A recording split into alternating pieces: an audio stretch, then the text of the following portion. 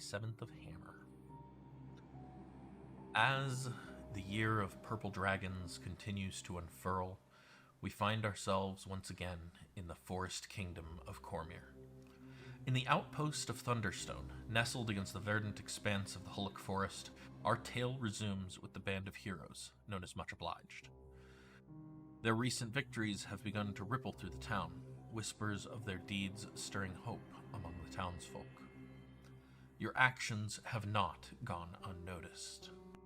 Percival Longfellow, the warehouse manager, now sits behind bars for his part in the kidnappings, a direct result of your investigation. The impact of this arrest reverberates through the town, and Haldar Huntsilver must now find a new warehouse manager. Yet, even as one problem is addressed, others remain. The unresolved kidnappings continue to cast a dark cloud over Thunderstone. The children are still missing, their fates unknown. Corthyndahast alone carries the weight of Vanjerdahast's warning. The children are alive, but time is running out. His words, yet unshared, hang heavy in the air, a grim reminder of the stakes at hand. It is 3 days to midwinter, but no one seems eager to celebrate. As the new day dawns on Thunderstone, you prepare to delve deeper into the mysteries that have gripped the town. The community manor, suspected to be the origin of the counterfeit coin, awaits your investigation, and you are running short on leads for the missing children. The path ahead is shrouded in uncertainty. Are you ready for what's coming? Welcome back to Cormyr in the year of purple dragons. The answer is probably no. Oops. Define ready. That's not what I mean, I don't know about y'all, but I'm vibing. I'm at my parents' house. Ready is defined as not unready. I'm relatively certain that definitions cannot contain the word. So it is morning on the 27th. I believe, Corthyndahast, you came back,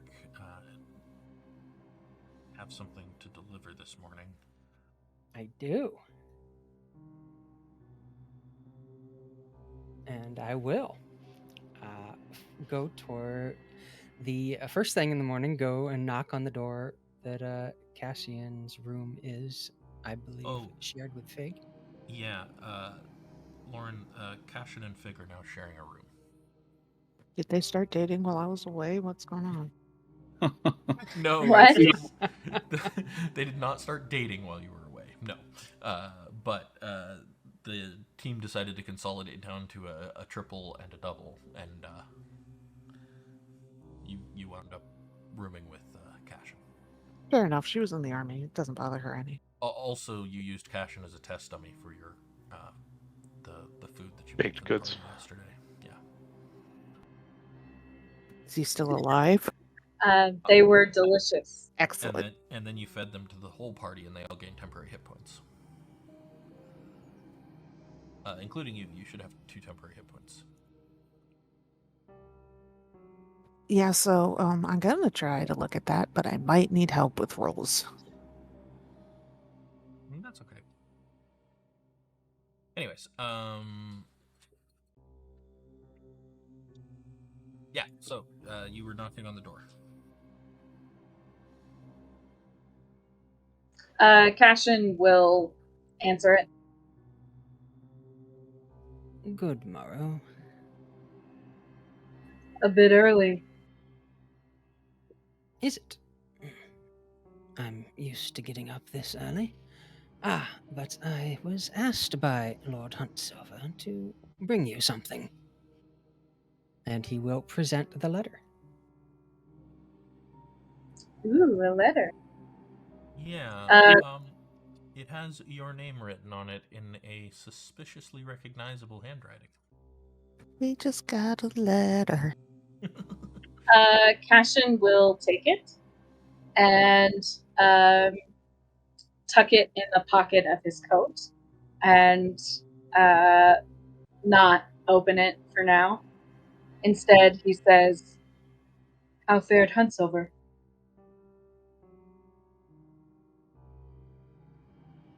optimistic at our progress. That's It, promising.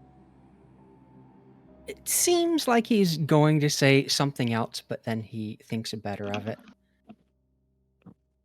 Like he was going to give away the game about the kids, but he's still keeping it close to the vest. Cassian kind of like quirks an eyebrow at him, but then says, "Did you need anything else?" No, working as an overpriced delivery boy will do for now. I'll probably see you at breakfast. Yes, don't forget to take a muffin. And he'll hand over one of the ones that's left over from last night. Oh, delightful. We'll see you downstairs. And Cassian will close the door and then go sit on his bed and open the letter, making sure that like the names and stuff are not visible. Mm-hmm. Let's see if I can figure out that one. Did that pop the letter up for you? Yes.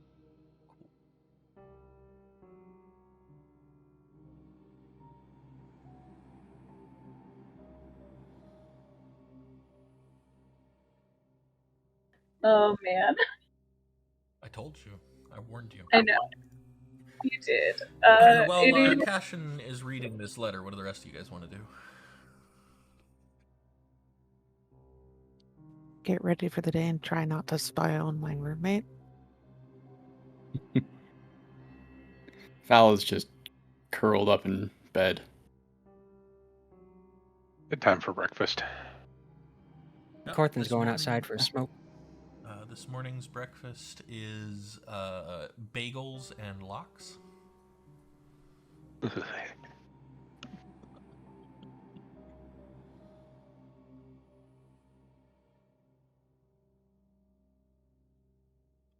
They can make you an omelet if you really want. Yes, omelet good. What's wrong with It's, bagel and lox? It's a salmon omelet. That's fine. As long as they cook it. Matt's a weirdo who doesn't like lox. Oh, that's weird.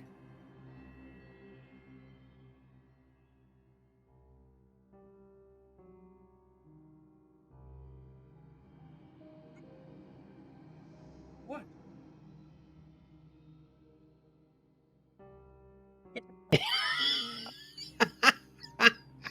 Both of them.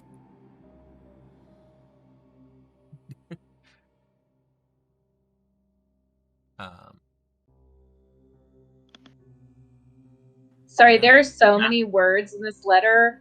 I've Yeah, only gotten Mira's about a verbose. third of the way through. Mira's very verbose. More secret letters. What can I say? I'm full of them.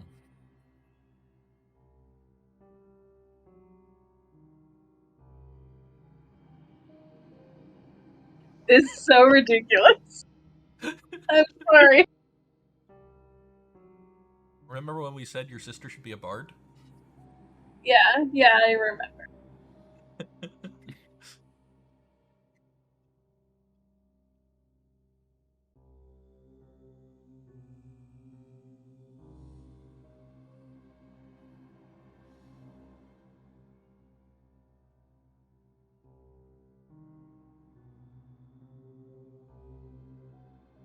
Okay. I think I need to go to Haldar's house.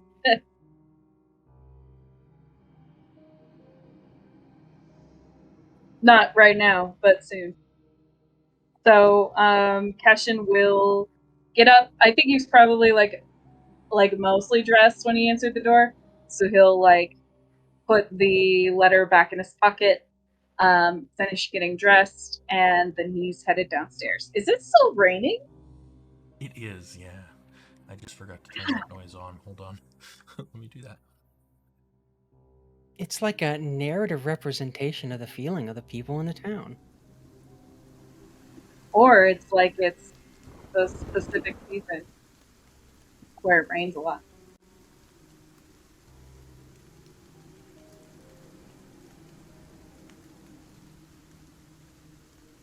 And I mean, it's still that same kind of sleeting rain, too. It's nasty. Very nasty out. Big will eat her bagel and looks and frown at the windows like that will make the rain go away. Yeah, it doesn't seem to be working. She knew she should have been a druid. Okay, you having a problem with water just breaks my brain.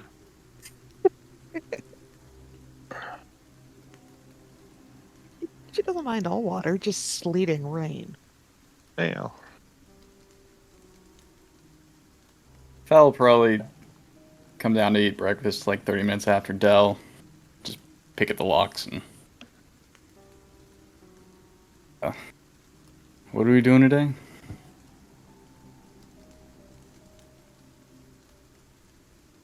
I'm not entirely certain, to be honest. We've got some information to get from others, but it feels like we've wrapped up most of what we had to do, and there's only one real item left on our list. Haunted house. Right.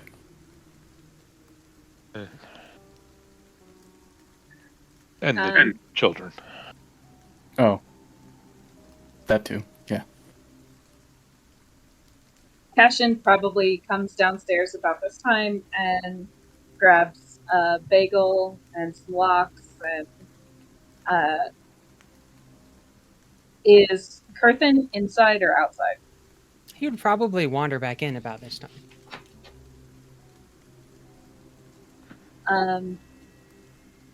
So everybody is at the table. You saw.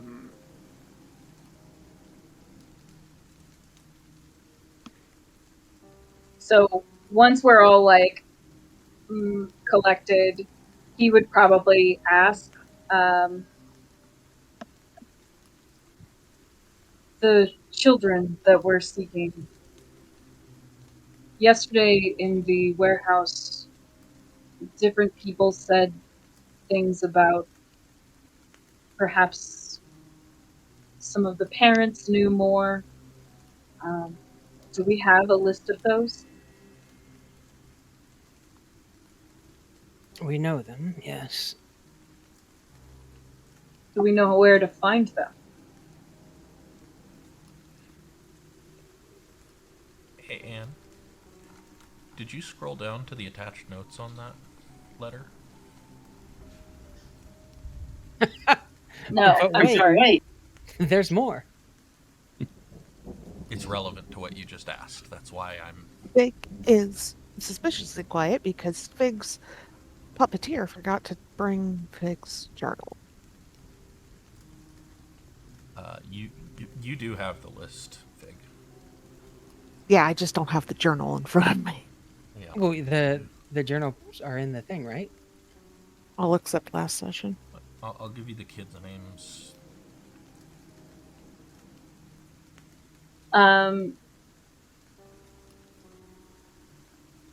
Okay, then walk that back because I missed that part of the letter. It was too many words.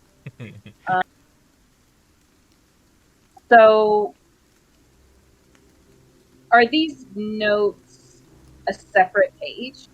Yes. I mean, they're not... I can make them a separate handout if you want. Yeah, because I think Cassian would separate the notes from the letter and just put them down in the middle of the table for people to read. Sure. The letter he keeps in his pocket. Sure. And he says, I've got some insights that might help.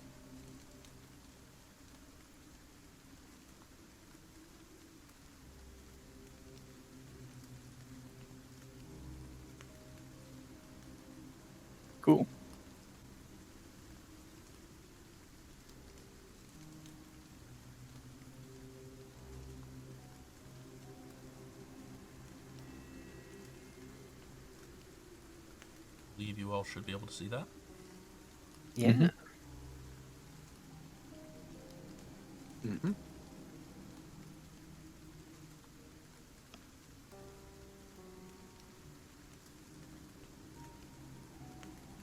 I like how you gave me that list and then there's this notes, which is a much better list than everything I had. Well, the NPCs have been busy behind the scenes doing things. Did you just call the rest of my party NPCs? No, I called Mira an NPC. Mira's the one who took these notes.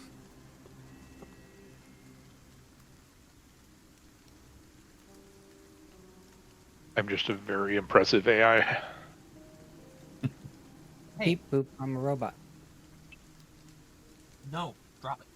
Drop it. Well, This just as is- you said that, everybody started turning roboty, so if I drop out, it's because there's storms here. Hopefully This not. is good information.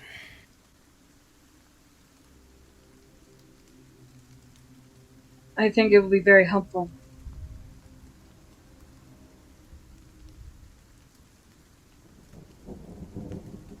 He doesn't ask where you got it from, though, but he does look it over.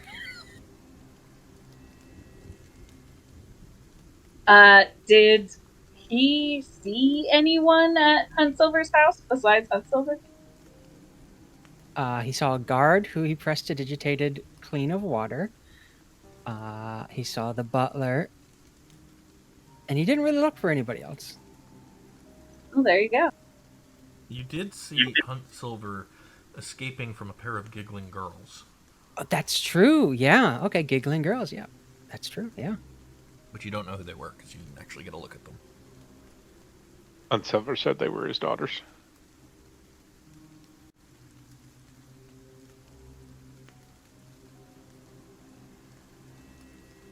So we have the names of these parents. Perhaps we could question some of them. It does seem that all of them owe a sort of debt to Huntsilver.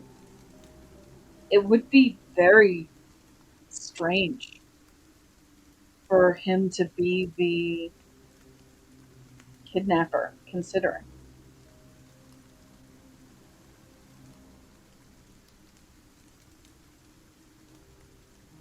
I thought that was his whole motive. And he took the children to make up for the debt. That's what they are claiming. Yes. Well, yes, I don't think he actually did it, but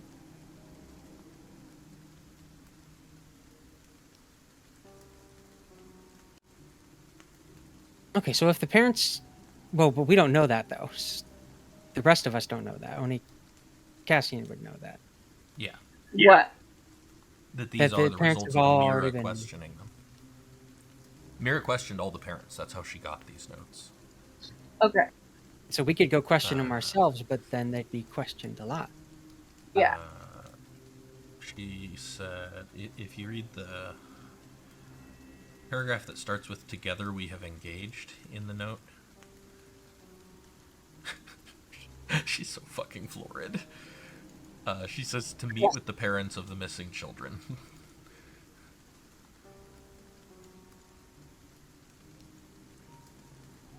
Well, this will save us some time in our investigation of the parents.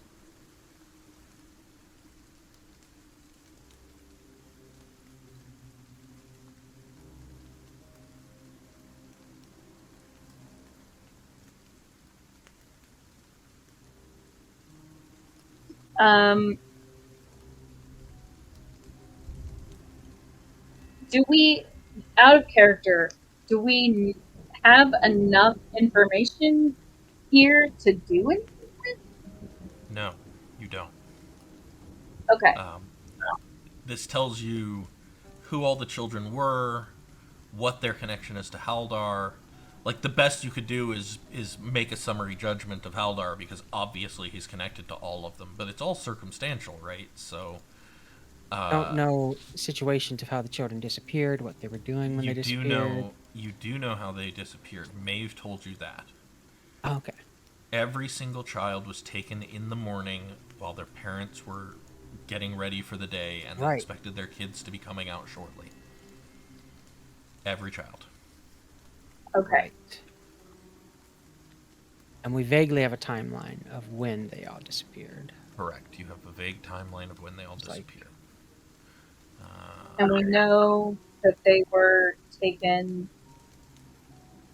So the parents like woke them up, and then they were taken after that, but before they would have come out for breakfast or something. Yeah, like, so the parents, I mean, not in all cases did the parents wake them up, but the idea was that the parents expected their kids to come down for breakfast after getting dressed in all of these cases, and they didn't. And when they went to check, the kid was gone.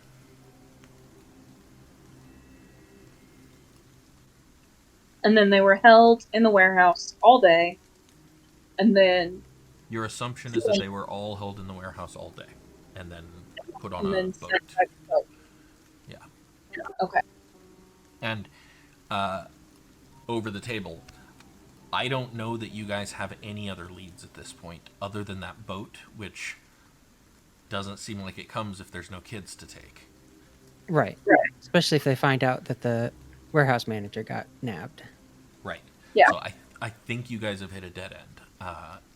And I am saying that as your DM. I am aware that you have hit a dead end. That is slightly by design. You have followed every lead that I put down quite well, and that is by design. So A dead end, just like those kids. Da-da-da-da-da-da. I don't think. Robert. yeah, is that what happened to them, Rob? You sure?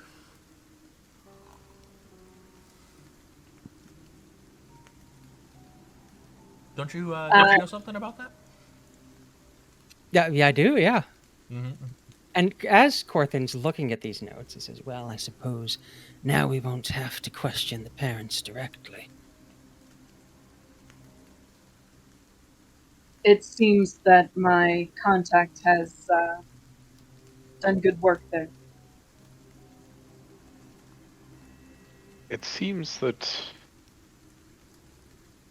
none of these parents feel like they were being pressured by Lord Huntsilver, and then suddenly this has happened. Other than the notes, is there anybody pushing the narrative that Huntsilver is responsible? Well, the political rivals, right?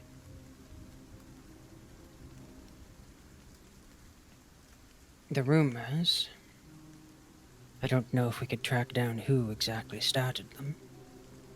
And the rumors are from the letters that were left behind, are they not?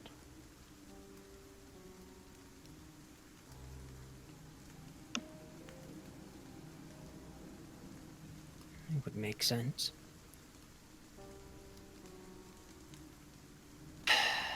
Now that we have no reason to speak with the parents, I may as well tell the rest of you. And he leans forward over the table and steeples his hands. It has come into my knowledge that currently, as of now, the children are all alive.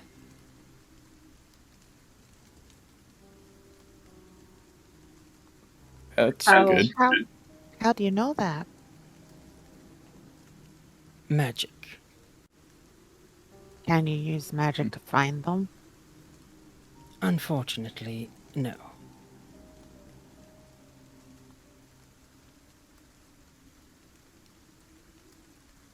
Do we know if that's true? Make an Arcana check.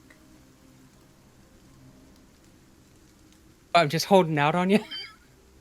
Well, maybe there's something you don't know. What? Something about magic that your mage doesn't know? What? Everybody doubting. Um, Everybody doubting. Divination magic is apparently well instructed in their circles.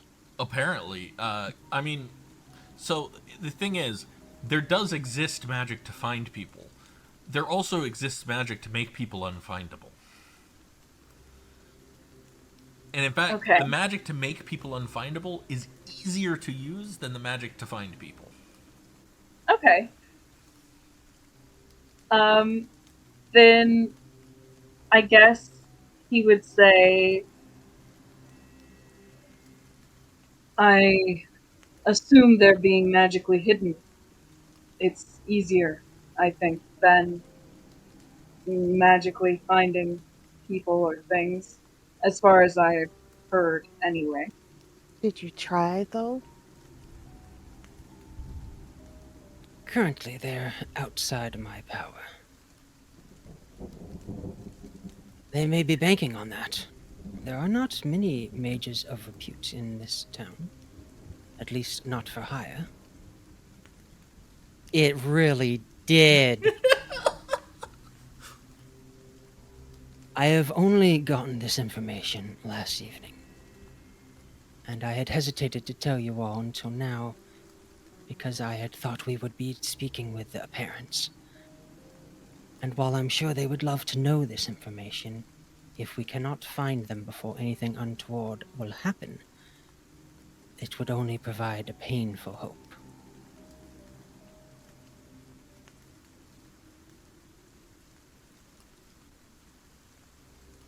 I'm not sure that anything we say can be more of a hurt than what has already been done, and probably no more comfort than words are worth. Until we can bring these children back, there's probably no reason to go to their parents again.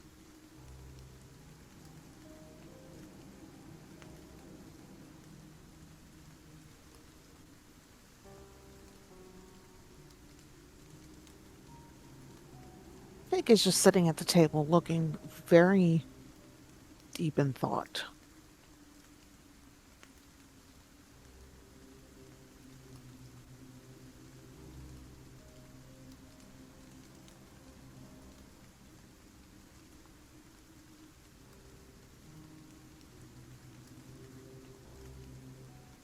Had we seen the V in other places?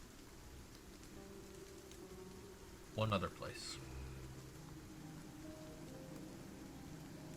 It's on the Which- coin. It is on the coin. Notes. It's on Yeah. every letter. Well, you've only seen one letter. I guess you've seen 2 letters.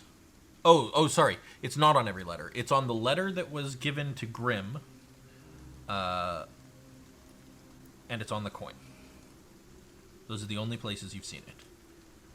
So, remembering the coin, Cassian would say, we do still have one lead. The counterfeiter that we believe is living in the haunted house. There was that same symbol on the coin. And Corthynd will take out said coin. Do we really think that it's haunted? Sorry, what was that? Fig is asking if they think it's actually haunted or they think it's the counterfeiter trying to drive people off.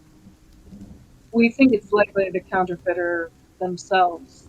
There's one of the children that we ran into in the street said that he heard someone moving inside and believed it to be a ghost. But that's a very good cover story. For the ghost of a counterfeiter. Well,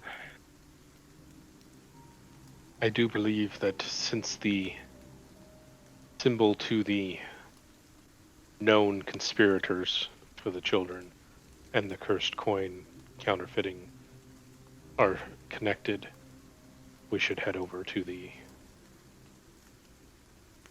location of the counterfeiting.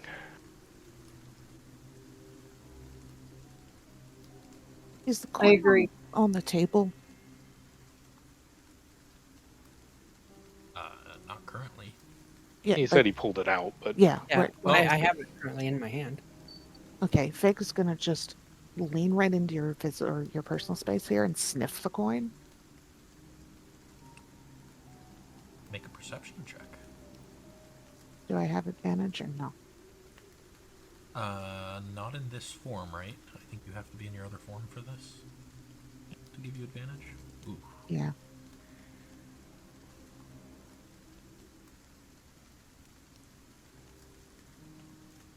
A raised eyebrow from Corthin.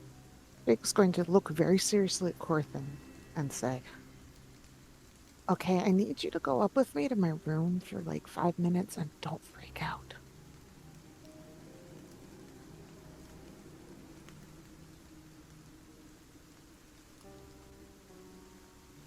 Corthin will wordlessly open and close his mouth a few times. Cassian like pats him on the shoulder like a bro. But pushes back from the table and stands. So Fig wants to go up to her room, obviously. When they get up there, she'll close the door. And she'll go through her journal and get out that letter and ask Corthin to put the coin beside it on the floor. As you do that, Uh-oh. as you put the letter on the table collapses. Well, I said I was going to put it on the floor, but okay. Oh, sorry. The floor as collapses. you put it on the floor, the table collapses. Well, this is the like a table in the room I'm sharing with Cassian. Yep, right? it's just a small little like side table, 3 legs. One of the legs just gives out, and the whole table just collapses to the ground. Anything that was on it spills. Corthin will look down at the coin, sigh, and say, I've been expecting that. Well, could have been worse, I suppose. Fig just kind of looks at the end table that collapsed and sighs and holds up one finger to Corthin and say, remember, don't freak out. And then she's going to turn into a Springer Spaniel. And then she's going to sniff the letter and the coin. Yeah, one sec. Let me adjust your sheet here. This is the first time you've done this, so.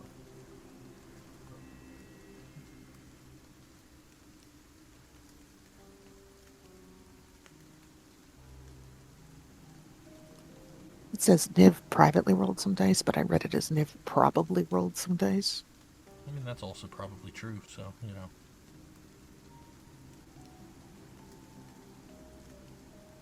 I saw the 12 before you hit it.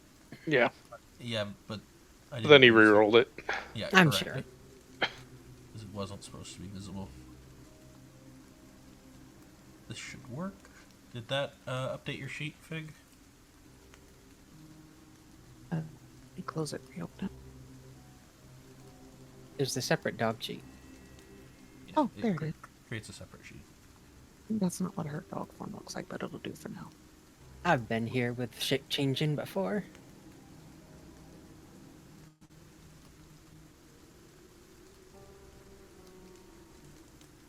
Yeah, and you do have advantage. 18, pretty good roll. So I assume you're trying to see if the letter and the coin smell similar? I mean, that too, but she's mostly just trying to pick up the scent because she remembered that she used to be a hunting dog. Yeah.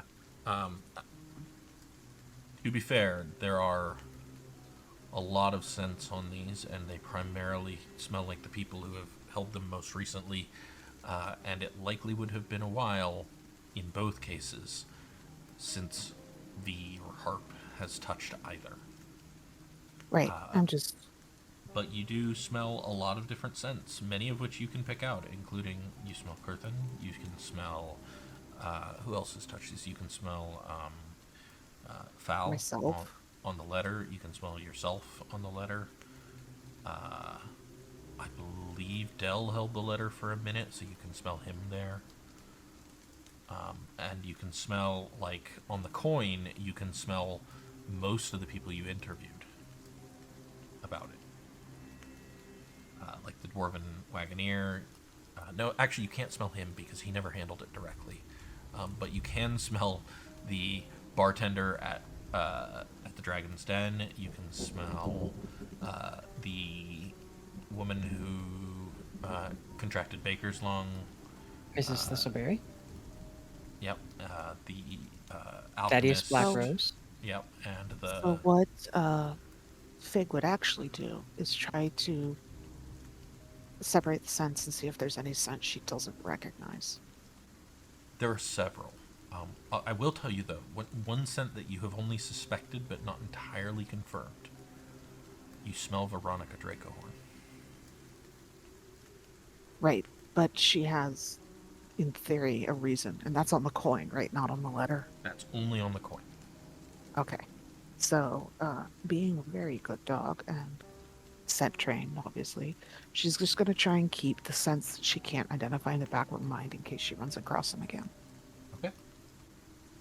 And then she'll turn back into a person and say to Corthynd, "Thank you for not freaking out. Try not to tell the others. I don't think I'm ready for them to know yet." It's not the strangest thing I've been invited into a room to see. And you didn't ask where I got the information on the children, so I shall not ask about this. I mean, it might be important later, but for now, I think we should look up this counterfeiter instead. Seems like a good idea.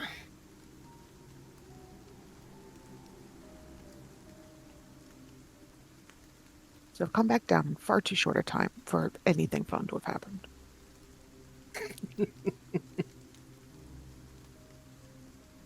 And Corthynd begins to scheme how he can, pass silver coins over to Fig just to check.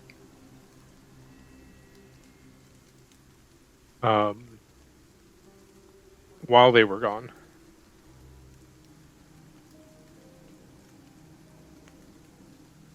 Del is going to kind of lean over to Fowl.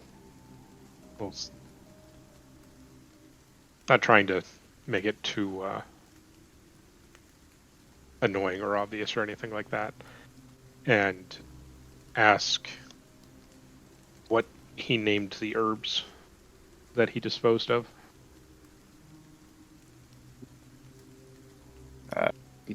I didn't give them names before I tossed them. What types of herbs did you say they were? Oh, Donna. Linda. Steve. Steve, too. Hold on one sec. Bob. Jiminy Cricket. Jenny. Mark. Other Mark.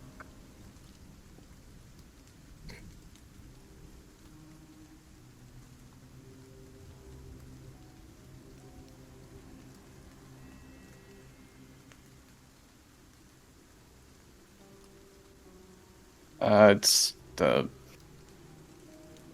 Morden, something like that.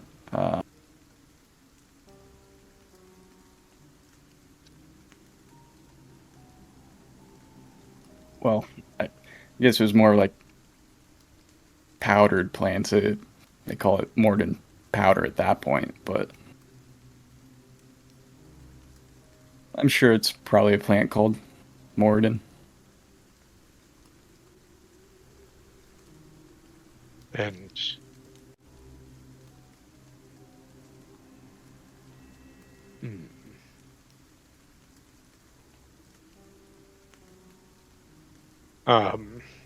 after he gives the answer, DM, can you give access to that letter that I was provided? Specifically to Val?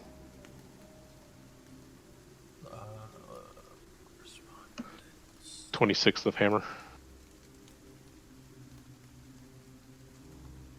Is that the notes from House Strikehorn? Yes. Yeah. Okay. Just to him, or do you want everybody to be able to see it? Just him at the moment.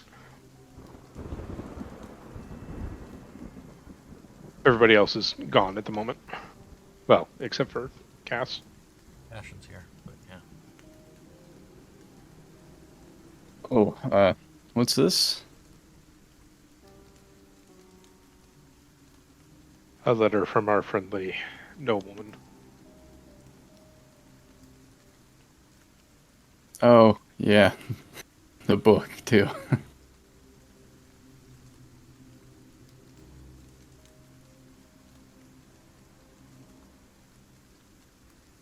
Well, if it's any consolation, I made sure to leave a note when I took the package. I put that V on there. So, Uh, Oh, I'm sure that won't complicate things at all. It does not seem that yeah, I don't know if it worked. bait was taken in that particular regard, but we do know that he's... Considering what you said of those herbs, I expected less directness from him about it.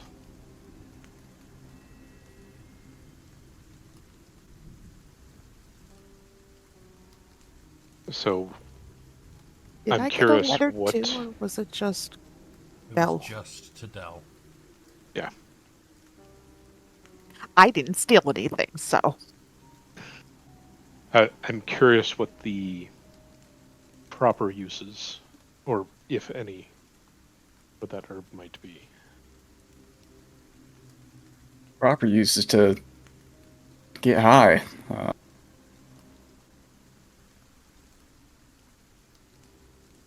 Is that the only use? Jeez, I don't really know.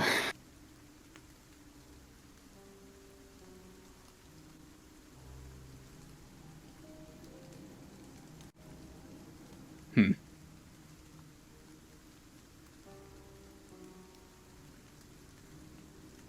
I guess.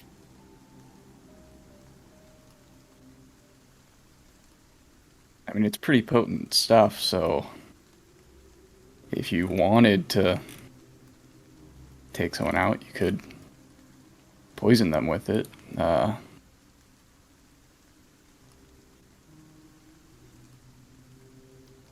Or if you just do too much, you could kill yourself.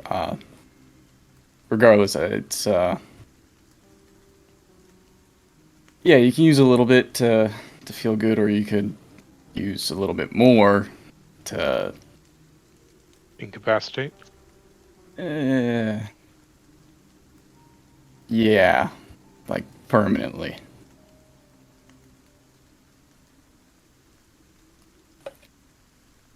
There's not a in-between? I mean, small window, not really. It's pretty rough.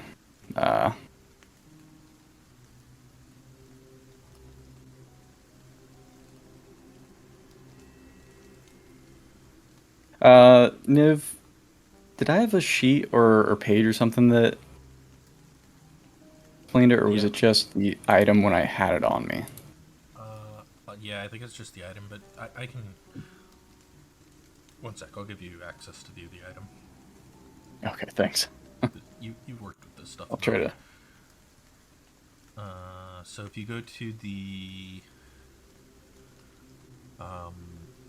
items tab, it looks like a little briefcase. Mm-hmm. Under poisons, drugs, and other substances, you should be able to see it. Okay, gotcha. Thank you. Yep.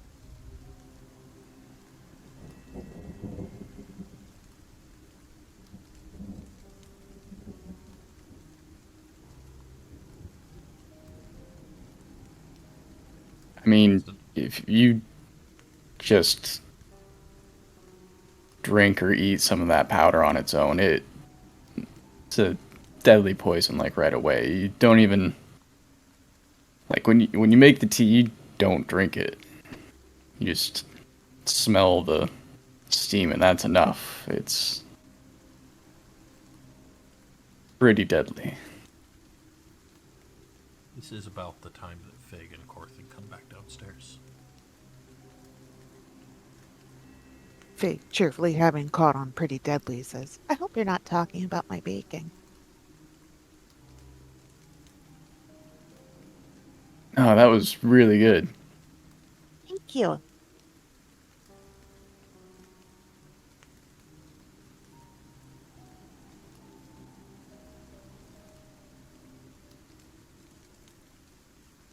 So, are we, doing something, or should I go get some more food? I think we were going to check out our potential counterfeiters' hideout, right? Are we Seems like the well next best prepared? place.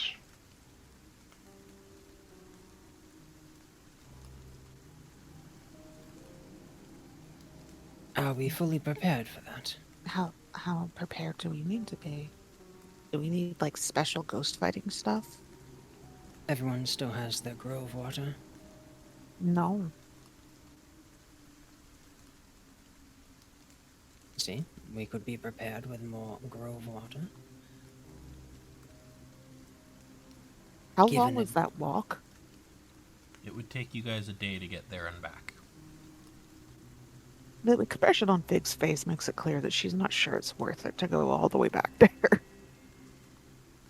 I will note, though, that in theory, you could spend your day going there and back, and if you encountered literally nothing during that trip, and spent most of that time, you know, just quietly, it could qualify as a long rest, which would give you guys time to level up.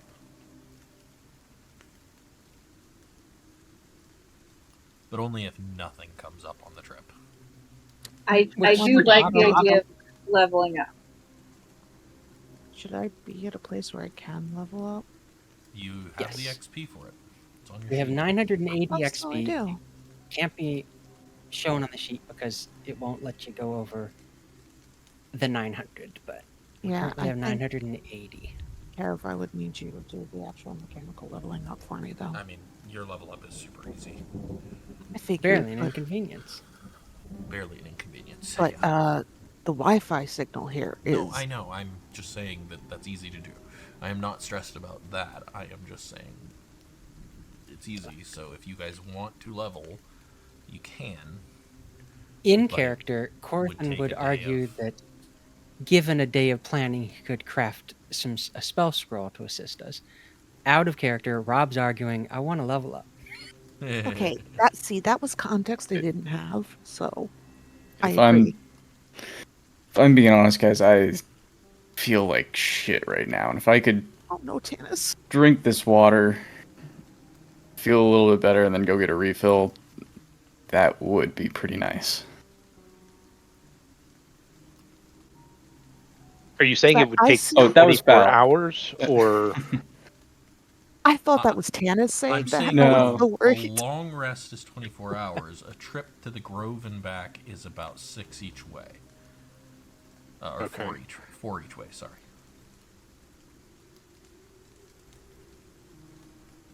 So, like, you guys can go get some water. Corthy can stay and relax. And we can all level up. Basically, going to the Grove, assuming you encounter nothing on the way there, qualifies as 8 hours of downtime. Which obviously we won't, right? You can guarantee that. You can guarantee it, but you won't. Yeah, You the know fact me that he very well. keeps leaning on assuming makes me a bit nervous.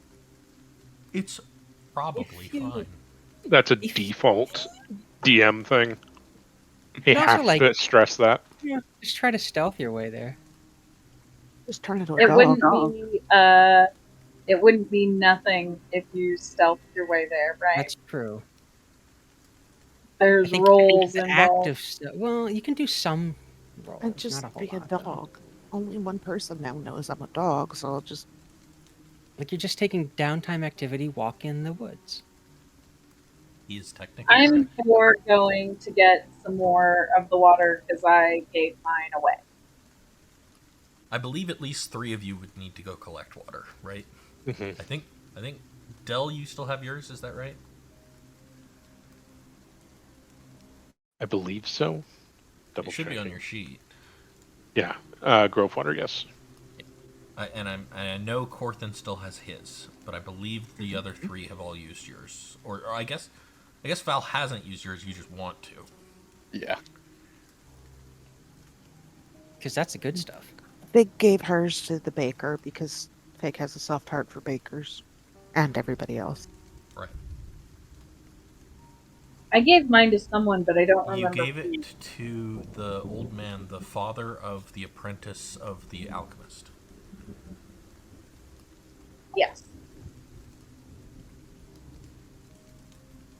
So is that what you guys want to do? Is take a day of downtime?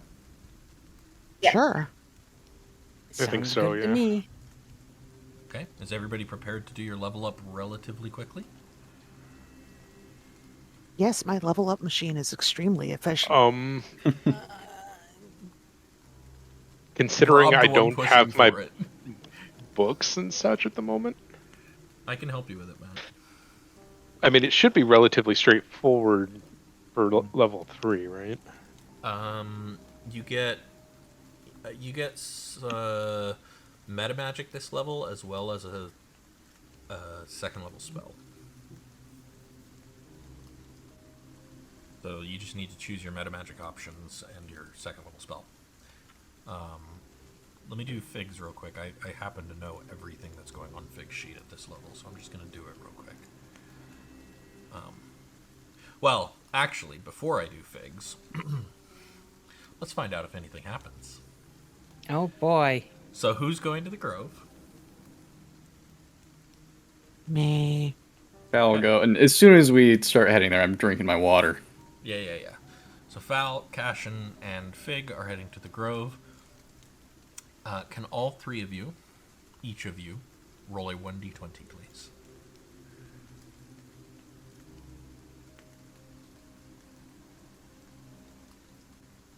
If I can find where my dice went. Oh, Ooh. That is a 2d20, but I'm going to take the 8. yeah. Oh, look, another 8. Oh my god. Fortunately, there's no scale of high good. That entirely probably- depends on what the roll is for. 8's probably the nothing happens and everything's fine level. Oh A my god. 5! You completely blanked out my speakers with that. Does any of you want to spend an inspiration to re-roll before I tell you your results? No, because I don't want to waste it on potentially not a issue. I'm going to point out that if you complete a long rest, you get an inspiration. I will spend mine. I'll do it too.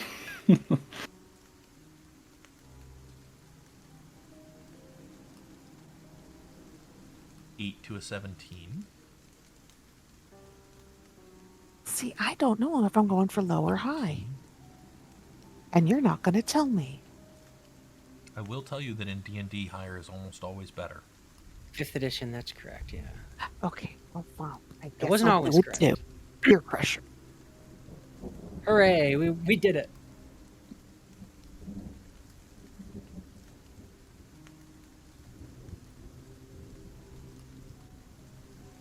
Six. That is better. Every number went up. The average has gone up. The average being... I'm not good at mental math. It is 12.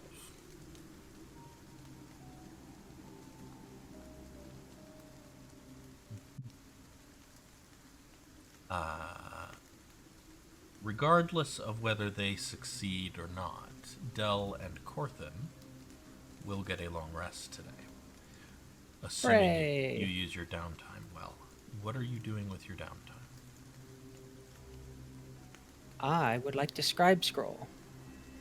Okay. You have the materials you Um, need for that? I, in fact, have 25 gold worth of rare Halak forest herbs. Yes, you do. What are you going to scribe? Burning hands. Oh, good choice.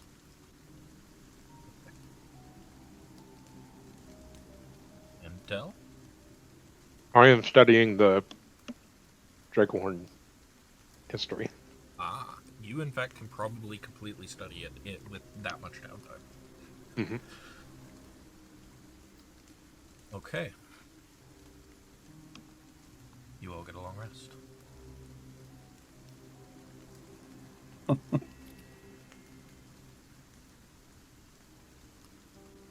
Give me a moment, Rob, and I will put a spell scroll on your sheet. Thank you. And you need to remove the 25 gold.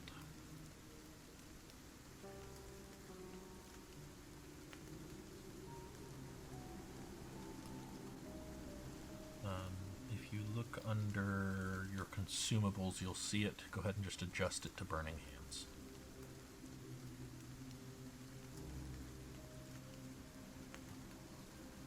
So, let me do Fig real quick, and then I'll help anybody else who needs it.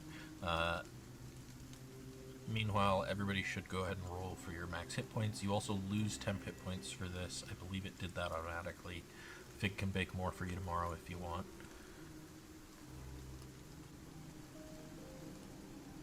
Try to level up super quick here. I was about to ask you how to do it, and then I remembered you doing it for me because everything's slow.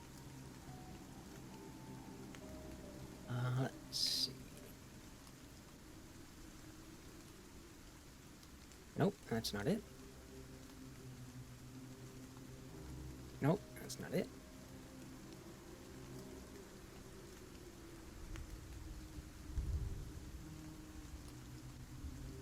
Where do I... Oh, no, that's not it. Is it Compendium D&D Beyond import? For class features, yes. There's also some under the Society of Silliness features. But if you just want to adjust your level, if you go to your features tab, that's where the actual level itself is. There's a drop down there. Also, everybody remember to set your XP to 980 after you get your level upped. Don't tell me I lack permission. You're not in charge of me. You told me I lacked permission, and I wasn't even trying to do anything. Oh, sorry, I accidentally hit pause. Really see that Can you backwards. hit that long rest button again so I get all my spell points? Oh, because the level up happened after. Uh-huh. Oh, wonderful. There you go. Oh, wait, I'm fine because I just have the 2. Forever. Well, until level 11. Then you get Forever. 3. Oh, jeez.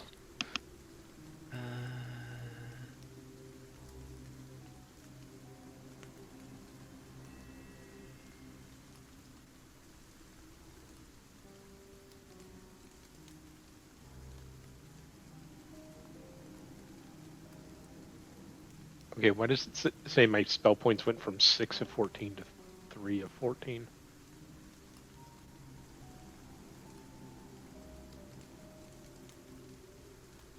That's weird. You should have at this level 5. Oh no. You should have at this level 14. That is correct. Mm-hmm. I don't know. I'll adjust it manually for you in just a sec. Okay.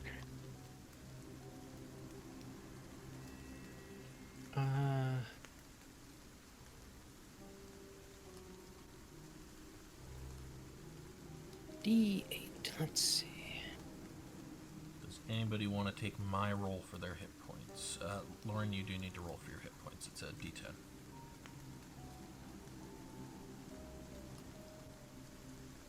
I'll take the 6 that I got. Yeah, I'm good with mine. Yeah, me too. It's the second time I've rolled 6 for my level up. Figwyn with the max roll. It's good because I am tank. I'll also take 35 Figwyn's hit max roll. points. That's a lot of hit points. You didn't raise my max, you raised my temp. Working on it. Calm down. Okay. Well, now I just have way too many. Shush, lady.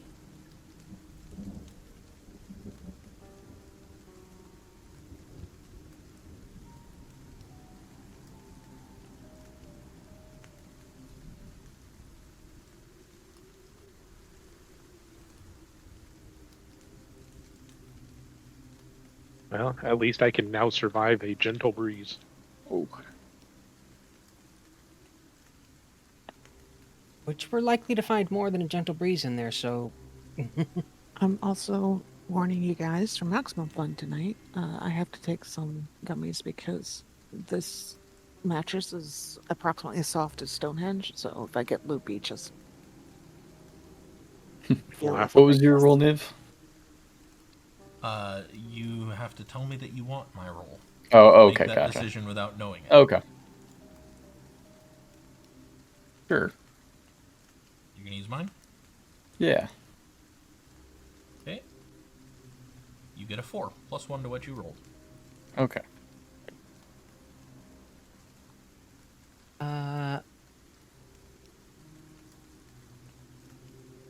Yeah, the Beyond Imports. Okay.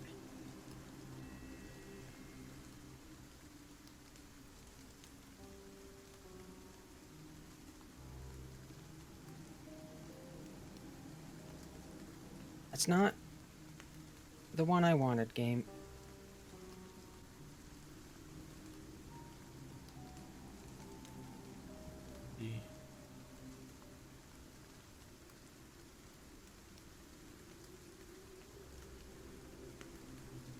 How do I...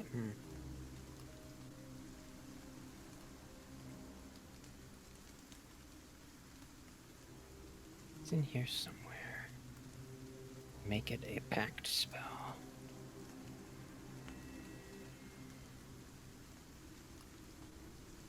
If you edit it and edit the spell and go to details, you change where it says prepared to Yeah, pact magic. I found it.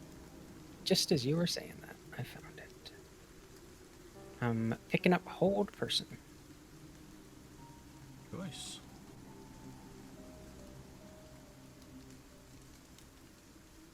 And I'm swapping out Arms of Hadar for Shatter.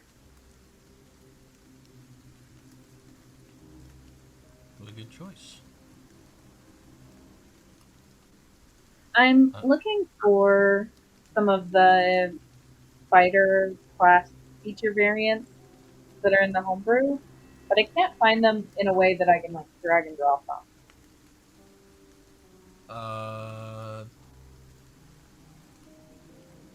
Which one are you looking for? I'm looking for both combat superiority and roll with it.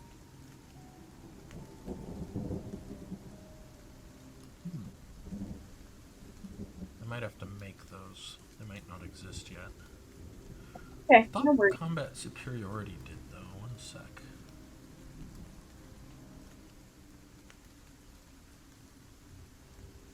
Roll with it probably doesn't, but I can. That one's easy to make. I'll make it for you after today. You can put the other one on your sheet for now, and we can change it later.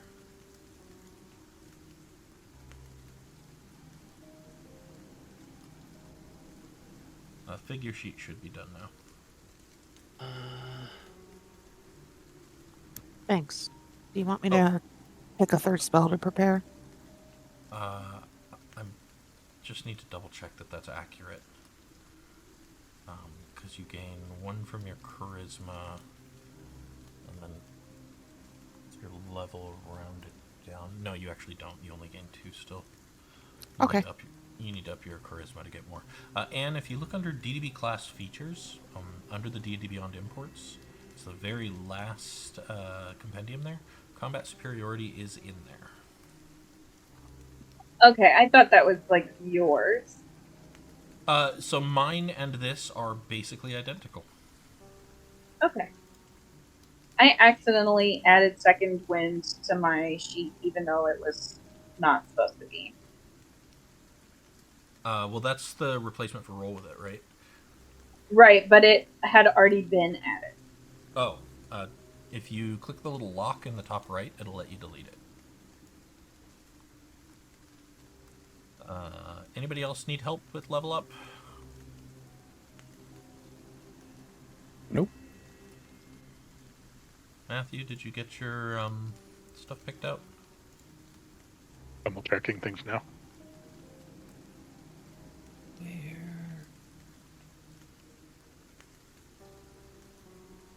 Nope, that's Pact to the Talisman. Can't find my pack option. Blade, right? No, tome. Oh, right, Tone.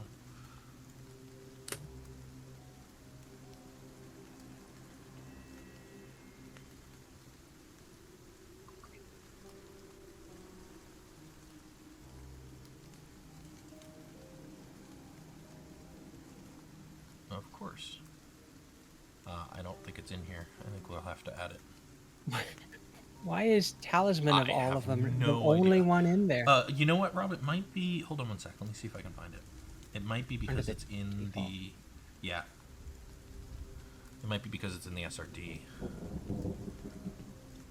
Yep, that's it. I'll put it on your sheet for you.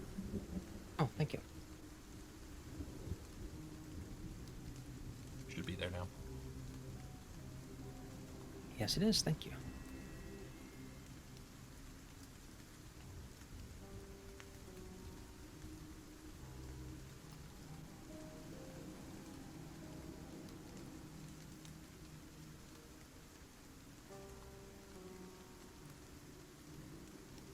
And I am swapping out my magical Eldritch Sight. Invocations are here somewhere, aren't they? Some of them are. Oh, goody. They're mostly in the same place. Do you know which one you want? Yes, the, what's it called? The tome one. For the rituals. Uh-huh. What's that called? Book of Shadows? Book of Ancient Book of Secrets. Shadows is the base one. Yeah, Book of Yeah, Ancient yeah. Secrets. I gotcha. Awesome. Yep.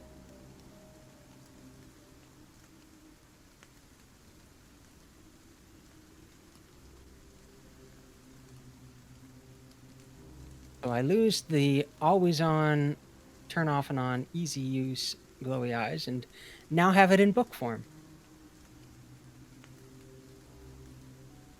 Because, yes, of course, that's one of the rituals I chose.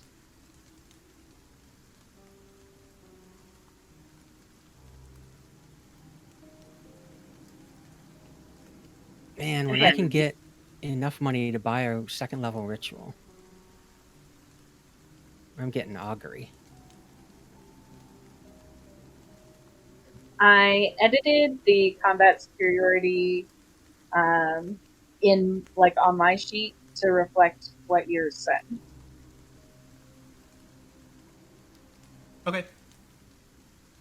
That sounds perfect. Should I just do the second wind like that as well?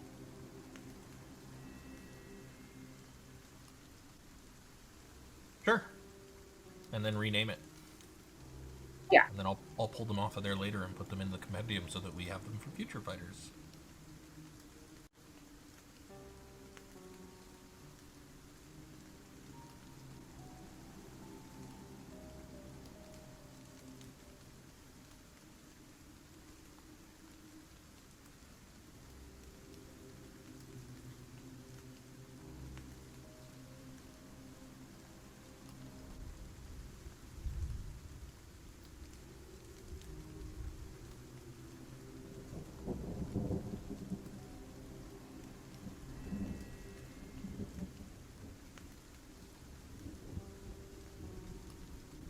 There's a decompose cantrip. Oh, of course it's critical roll.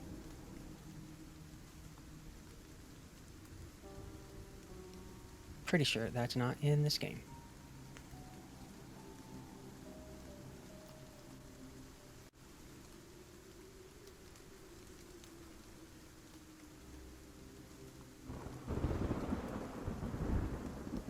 Tanis, are you done with your level up? Yep. Cool. Anne, are you done with yours now? No. Need any help? I think what I have to do is choose maneuvers and figure out how to put those on my sheet. Let me share with you. There's a compendium. In fact, it might be the Social Life Features compendium. Yeah, all the fighter maneuvers are there under the Social Life Features compendium. So I just have to like drag them onto my sheet. Yeah. And for the superiority dice, I think I get 4. If combat superiority, the feature doesn't give that to you automatically, I will make it do so. Let me look at that. Make it so. I will fix that right now. Okay, thank you.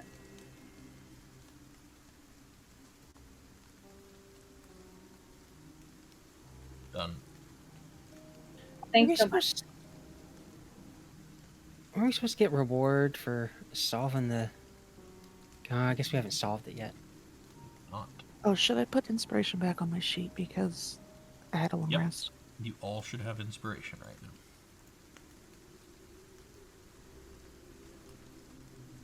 I also put roll with it, made that activatable, and put a tracker for it as well.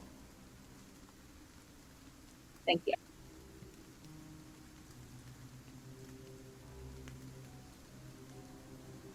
I assume I didn't get any extra class features or anything this level. You did. I put them on your sheet. Which ones are they? Channel Divinity and Divine Health.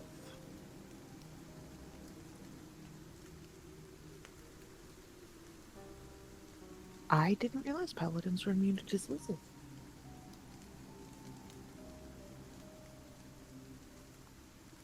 Is it worth learning Identify even though I can't cast it without the pearl yet?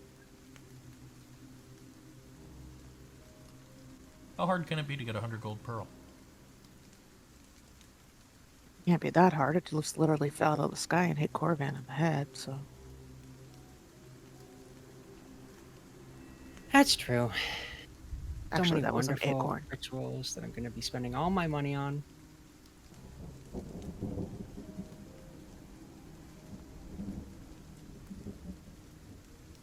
Surprised you didn't make this decision over the last week, Rob. Oh, I've been going back and forth about it. Hmm. I had decided I'd detect magic and identify, but in the moment, it's like, well, Quick decisions in our what can Rob. we do? I know. Hey, I had already picked my level up spells. I am extremely proud of you. And your cantrips? Did you pick your cantrips? I already picked my level up spells. So your cantrips are also part of your level up. Cantrips are also spells.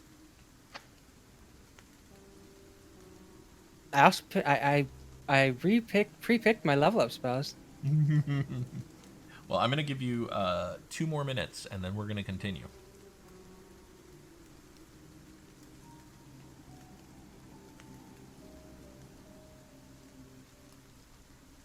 I'm fine.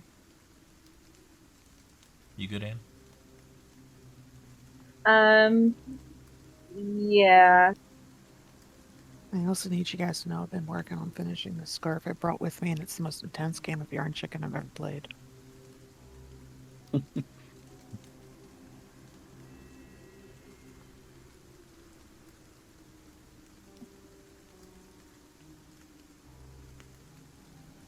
Is the most Corthyndahast spell ever, and I don't think I'd ever take it on any other character. What spell? Friends. Yep, that's a pretty Corthynd spell. I chose Riposte, Distracting Strike, and Evasive Footwork. All good.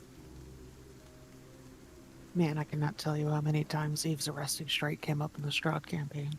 Well, she was using a different version of fighter. I Oh, think arresting God. strike is in the base fighter. It still came up a lot. Every It was time anything happened overpowered. for anything, oh God, Matthew, you good? the Yeah. Oh, so does that mean we get Grove Water back? Yes, you can all put a Grove Water on your sheet. Do you guys have access to that? You should. It's on the items tab under campaign magic items. do we have guidance in this party? Yeah. The druid has it. Okay, I I won't could bother probably pick it up too. doing that and annoying you even more.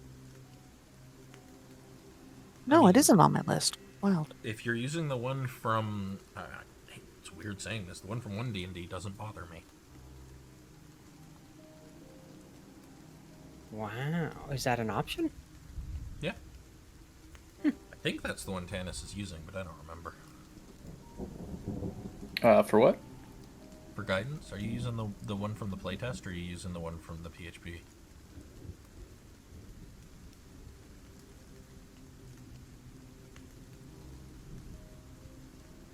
Oh, you don't have it anymore. Yeah. You used to have it. Did I? Hawklin did. Never mind. He doesn't have it.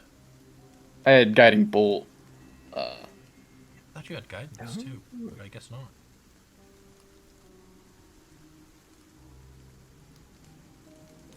Anyways, so everybody should have a Grove Water on their sheet. Everybody should have 980 experience points. Everybody should have inspiration. Rob, are you done?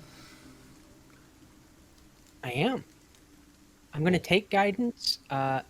If you want me to change it to the test one, we can do that between sessions. Yeah, I would, between sessions, prefer you switch to the playtest version. That one Feels bothers like me a Corthynd kind of significantly spell. less. Even though it's weird to have a reaction cantrip, I still prefer it.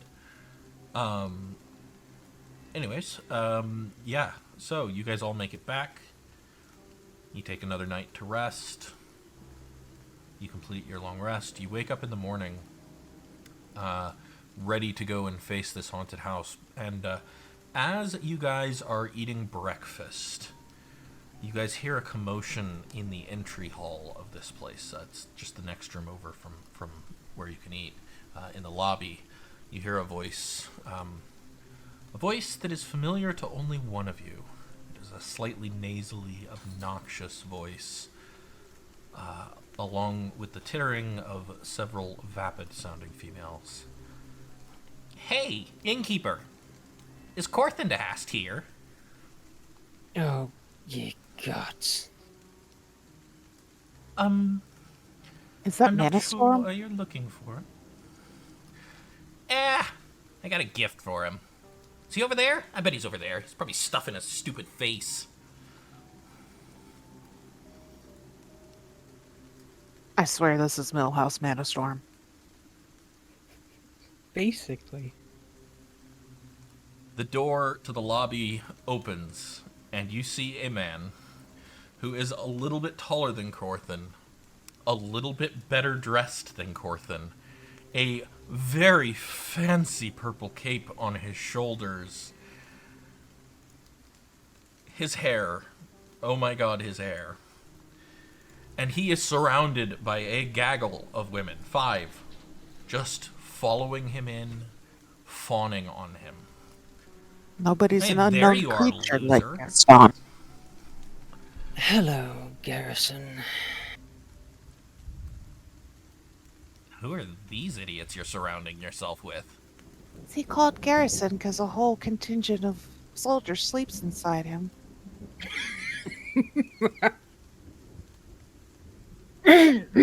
These are my associates. Losers. Whatever. The old man asked me to give you this, and he drops a heavy tome on the table, and as it lands, like, the whole table just shakes.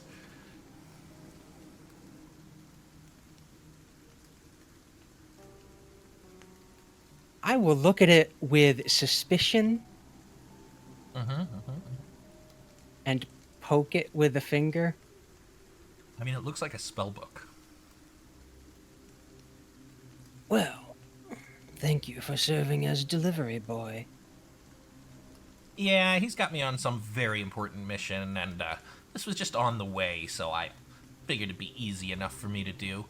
He said you should actually study this time and maybe learn a few things. And Corthin is like almost shaking with just controlled rage. He does not like he has not had this much disdain for any of the nobles you've met or any of the people. He's just like What about if he Percy? could, Was he this mad at Percy? he was not. He is more disgusted and angry at the person across from him than any other. I shall do that. Yeah, you probably won't understand any of it. He reaches down and picks up one of Fig's muffins, shoves it in his mouth, Fig? and says, No. Fig is absolutely going to attempt to stab his hand with a fork. make a dex check.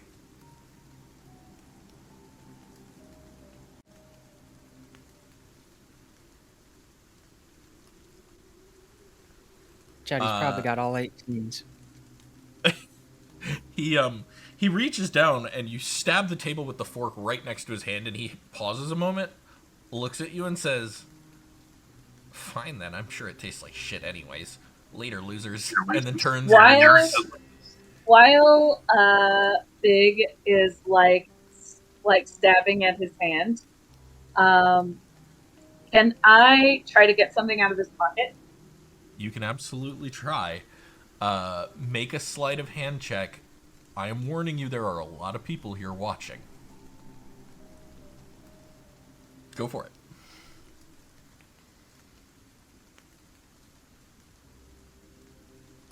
Not great. You sneak your hand into his pocket.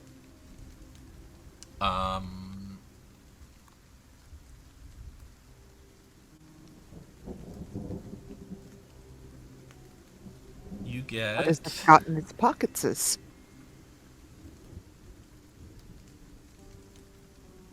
Of course that's what you get. Of course. You reach into his pocket, and you pull out a small wrapped parcel. It's wrapped in like wax paper of some kind. Very small, maybe the size of like a shooter marble. I thought you pull out a hand mirror. And he says, "Later, losers," and puts his arm around the girls, and walks back out the way he came. While he's walking away, I'm going to cast Druidcraft again. Okay. I'm going to make it smell like he shit his pants. I'm going to thaumaturgy the door to slam in his face. He's got such a high arcana, probably. All right. So you... Look, he tried to steal one of Fig's very hard-worked muffins. Can you do me a favor, both of you, and send those spells to the chat just so that I can confirm some things about them? Sure. But just as a note, it's using the staff. You're using the staff.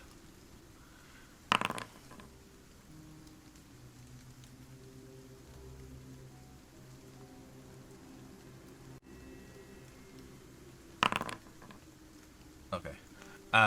So you make it smell like he's shit his pants. He doesn't notice right away. But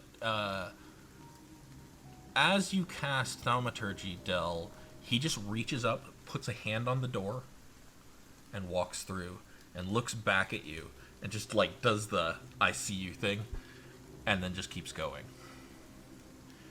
A couple moments later, you hear him casting a spell as he's leaving through the front door. If anybody wants to roll Arcana, you can try and identify the spell he cast. Yes. I was gonna, but I don't think I need to. Prestidigitation. He is removing the smell.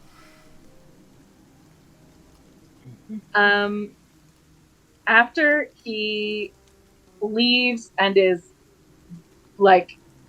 well out of sight and hearing, Cassian will throw the little wax package up in the air a couple times and then toss it to Corthynd.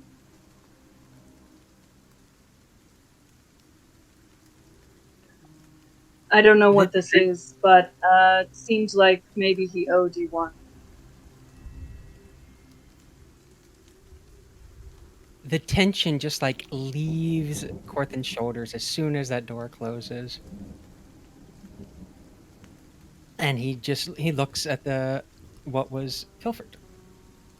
Yeah, so as you open it, you look inside. That is bat guano. That figures. Is that poop? Specialty poop, yes. There's specialty poop? Many different kinds. This is from the common bat. I think I'm glad I didn't go into being a wizard. And that was also specialty poop. A fellow apprentice of mine named Garrison Oakfeld. My muffins don't taste like shit, do they? They do No. not. Okay, good. As a confirmation of such, Cassian picks one up and eats it very violently. You gain Fig does not- 3 temporary hit points. Fig does not attempt to stab Cassian's hand. Thank you. He's giving her very happy, pleased faces. She is just as pleased as she could be. It's easy to imagine she has a little nubbin tail wagging at about 40 miles an hour.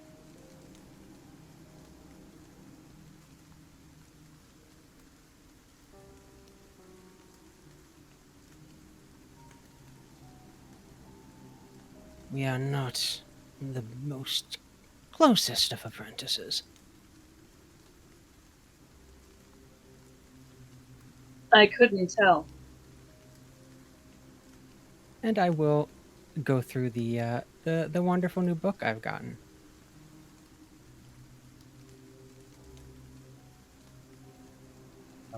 That's your Book of Shadows. Yeah.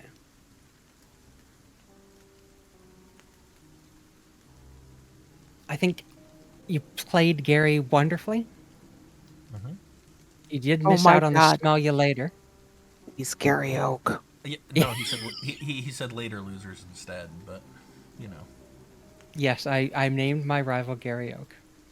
That's okay, I named my bestie cousin Taylor Hawklins.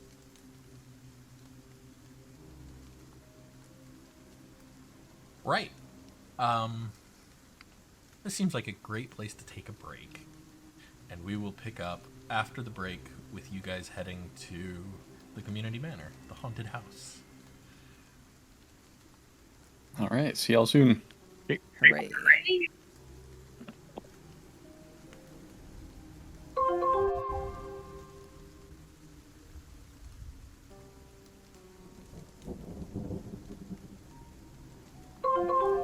Oops.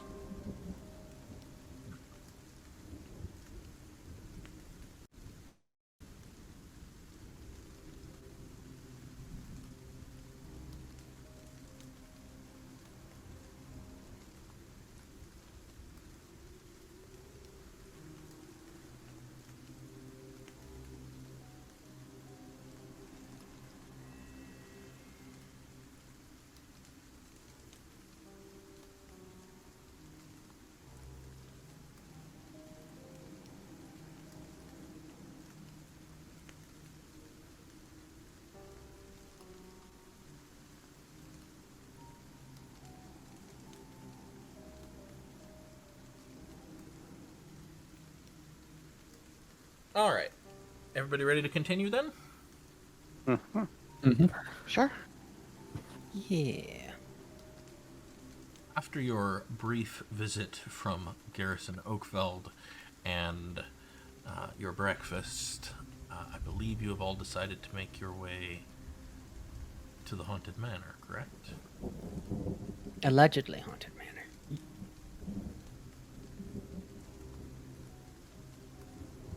That sounds Well. correct, yes.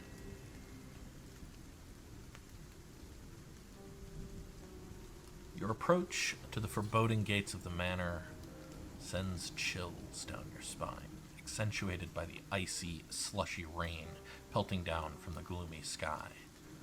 The cobblestone underfoot echoes with each chilling drop, adding to the eerie quiet surrounding you.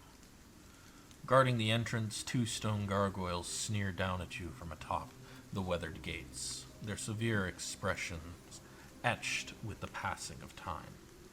As you venture through, an uncanny clatter echoes among the abandoned estate, sending your senses on high alert.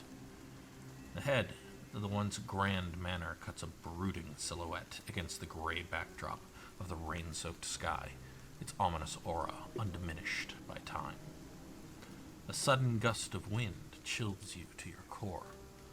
To your left, a distant sound of wet fabric flapping, mixed with the unsettling rustle of unseen objects clattering against each other, fills the air.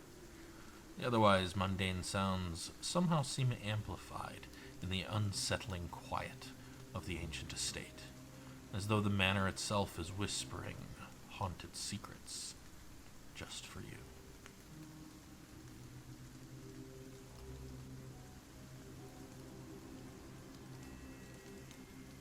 Del will resist the urge of his player to run through the manor throwing thunderclap everywhere.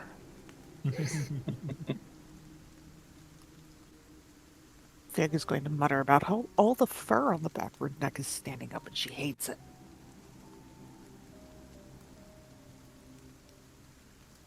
Is Do we there see a way in? I mean, up the path somewhere, you presume. Do we link arms and stroll? Hello, Wizards of the Awesome. Does that mean I'm Toto?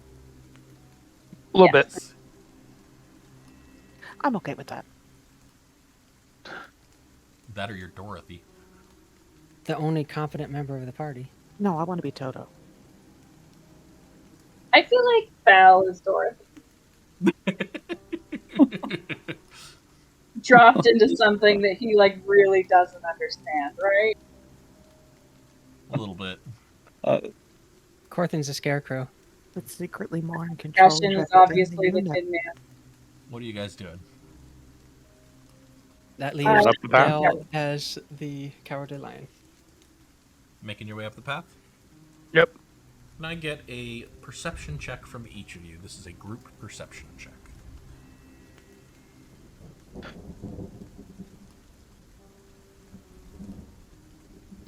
Can I call out that I'm staring at the gargoyles?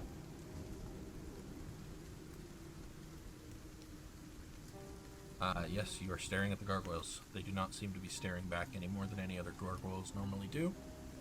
Okay. Man, those are some really good rolls and 2 really bad rolls. Yeah. Somebody hit my dice. Oh, that's your story and you're sticking to it? Mhm. You know that doesn't actually impact the roll, right? But Was they that- hit it. Somebody's named Buttercup. No, I saw the dice roll, and both Figwyn's and Cassian's dice hit my dice. Yeah, it's fun watching other people's dice hit yours.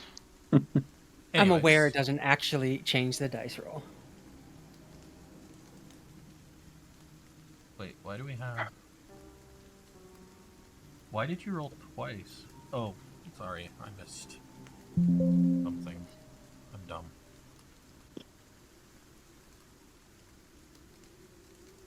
Your average ones is I counted. 12 and a half, 12.4. Not terrible. Y'all, thank you for that perfect 20. Or you're welcome. Shit. Welcome. I mean, since you're saying thank you, I will say you're welcome. Stop taking my pillows. But they're very tasty, Dad. Huh.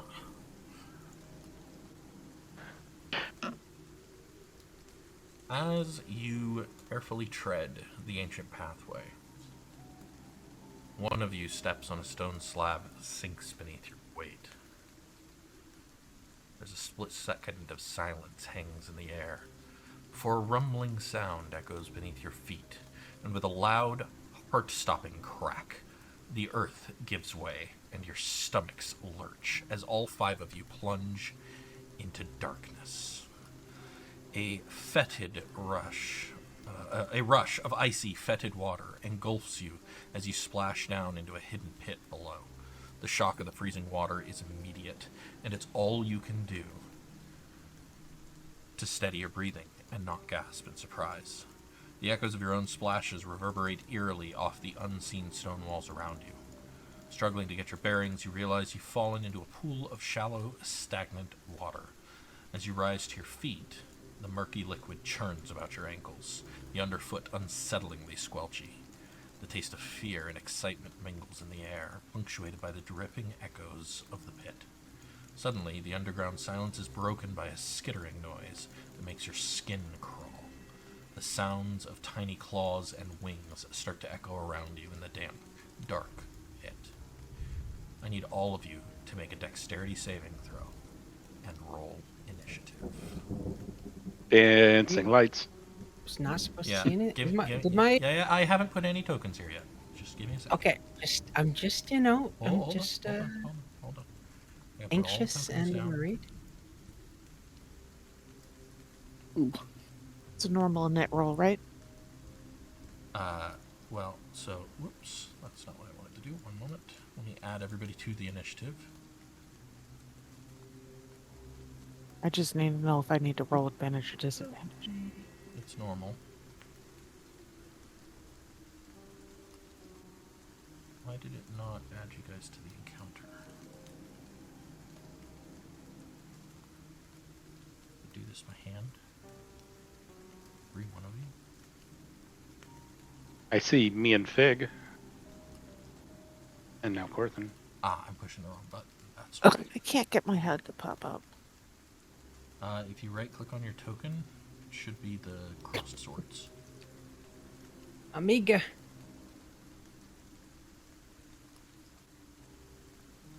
There you go. Got it.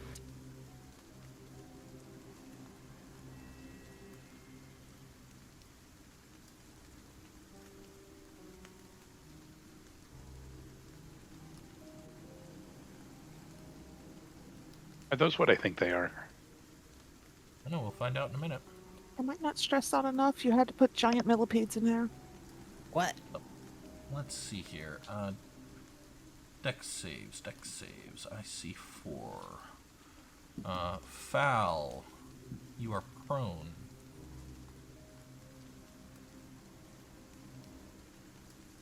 And take 6 bludgeoning damage. Who did not dex save? Somebody did not dex save. Corthynd. Yep, Sorry, Corthynd. I didn't see the deck save. Or hear that rather. Hold on. Oh, good. Roll the dex save for me. It's not a good one. Oh, you're right. That's a bad one. You are also prone. It made a sound. We're doing great, y'all. All right. Boy, I am feeling underprepared today. Let's go for this one.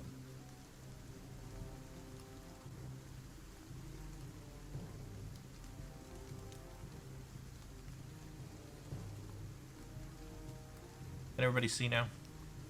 Yeah, why am I in Narnia? I don't know. You should be over here with them. Okay. Yeah, Narnia is totally the wrong movie.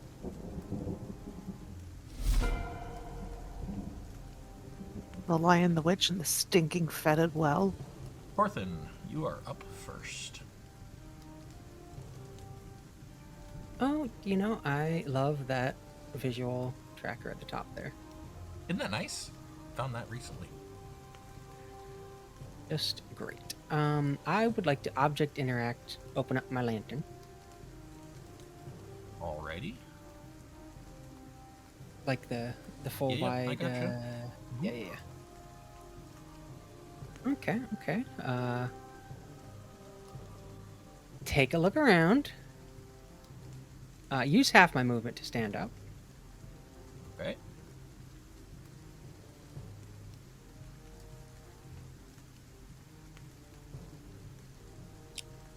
There are giant terrors on the wall. Yep, that's true. How lovely. Is this like a statue or something? It looks like some overturned stone, like it used to be maybe a giant jug, stone jug, maybe? Amphore? But like how high is it roughly? Oh, like 4 feet, Okay. 3 feet. Not too bad. So if I were to like walk over there and cast, it would cast over it essentially, depending on the spell. Yeah, except that thing's curled up inside of it right now. Ah, okay. I can barely see that. I see. No, don't. That's not a sock. Sorry.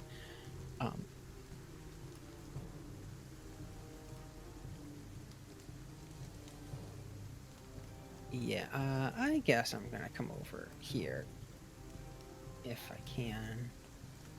By the way, the water is about difficult terrain. difficult terrain? Okay, wonderful. So I can't actually get that far.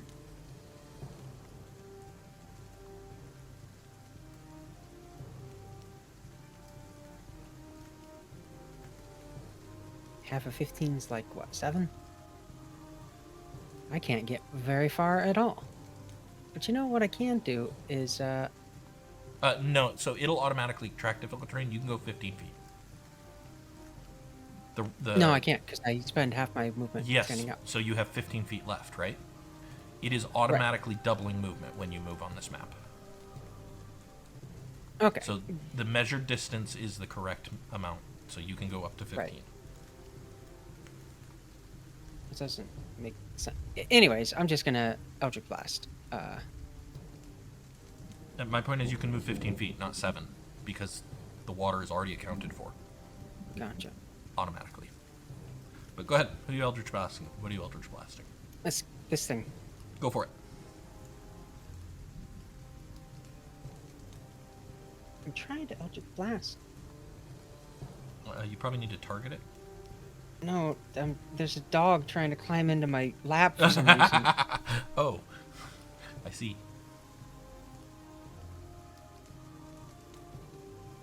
A 19 hits. Go ahead and roll damage.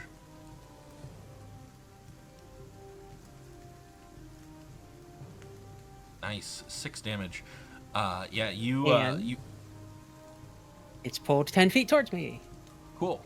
You get up, and I mean you are dripping wet. This water is cold. It is muddy. It is disgusting. But you stand up and draw your hands together for your Eldritch Blast, and a beam of green energy streaks across, strikes the creature square along its midsection, rips it off the wall, and it falls into the water, clearly dead. Well, this place is disgusting. Hey, that says it's clearly bloodied, though. Yeah, I'm trying to remember where the defeated... Well, it's also got the imperiled mark. Okay. Bonus actions. I love that it's just... This will last to layout entirely. It's just so wonderful and beautiful. Anything else you want to do here? No, that's my turn.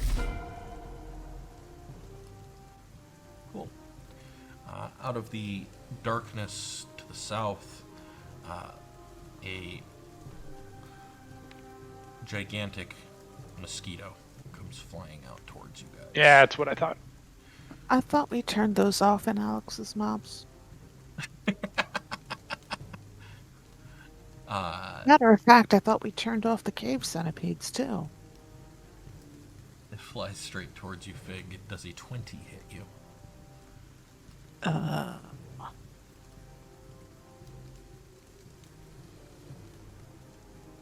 Shield adds how many if I have it up? I mean, it's automatically calculated if you have it up. If you have it equipped, it will automatically adjust your armor class. Okay. Then yeah, so 20 hits. Okay. You take 7 piercing damage, and it attaches to you as it sticks its long proboscis straight into your arm through your chain armor. That's disgusting. Yep.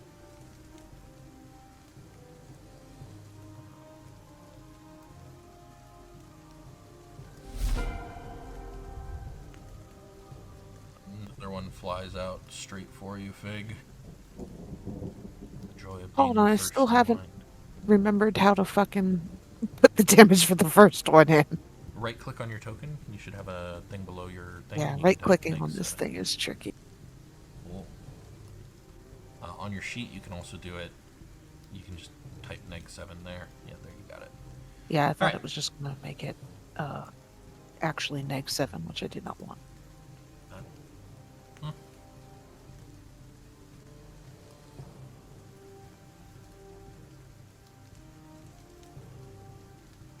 A 12 misses. Delryar. Right. All I can see is the 2 and then the one on the wall at the moment, right? You can see whatever I Foundry see. lets you see. Yeah.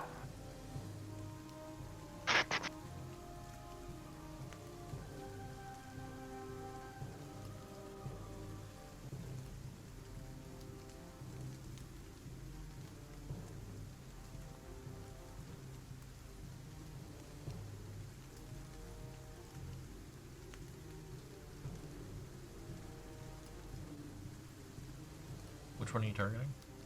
But did it actually roll an attack? It's a con save, right? Oh, yes, so it is. Sorry. Which one are you Okay. targeting? The one who actually hit. Right.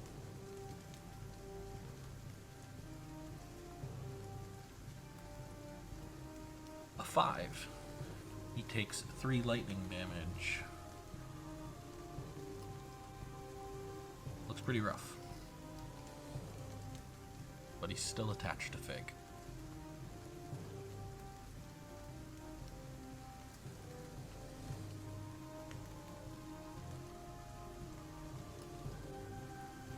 And then I'm going to climb up on one of these pillars.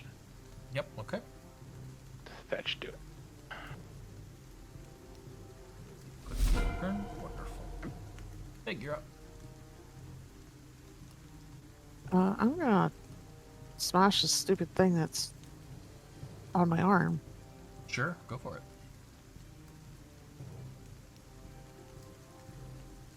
Should I use my sword even though I'm probably using the butt of it because I don't want to slash myself? We can just say it's bludgeoning damage if you'd like. Okay. I went to squish the mosquito.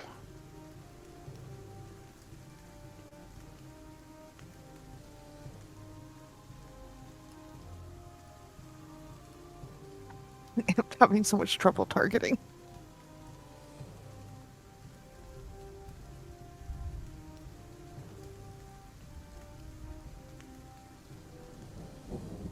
I can't make it work, Kevin. Can you make me stab the thing that stabbed me? Just open up your sheet, and on your features page, you have your broadsword. Just roll it there. Or sorry, on your inventory page rather. Your broadsword is there. Just click the roll button there.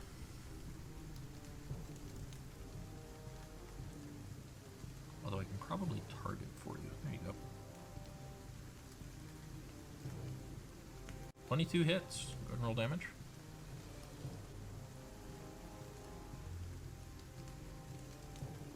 A 10.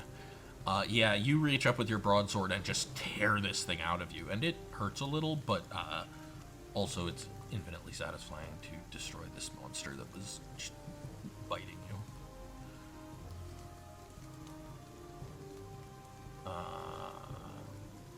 That's probably your turn. Yeah, I was gonna move, and then I realized I've got that other thing on me, so I'll just let him come to me. Yep.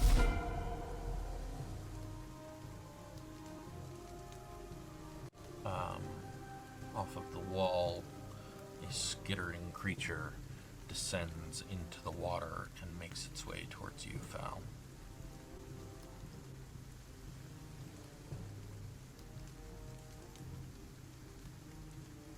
And it tries to bite you under the water. Ooh, if it Ooh, makes you feel joy. better, Lauren, there is a spider crawling up my monitor just to make up for all these centipedes. You did it to yourself. Yeah, that's true. How about if It's none like- of us have our mortal fear staring us in the face right now? We are in water, so a shark could show up. I It thought is about Shark Week. There are coffins down here, and if Vampire waterlogged shark? comes No. out of Does that, it 18 hit you, Tanis? It does. If a vampire shark comes out of one of those coffins, I'm out. You take 5 piercing damage, and I need you to make a Constitution saving throw. Okay. is he about to become a were-centipede? Don't do that to me. Oh, God. It's probably just for the poisons that they have, the horrible, horrible poisons. Rob, have I ever once shown you a picture of a shark? You also take 12 poison damage. Because you keep that up, and I will. All right. I'm down. It's You only are- a thing that Jeez. imaginary giant centipedes have. Not only are you down, so you are currently imperiled. Mm-hmm. You're also paralyzed. Okay. Good. How deep is the water? Yeah. Deep enough. Cool. Fig is going to yell, "Get his head up!" Uh-huh. Guess that ends this guy's turn.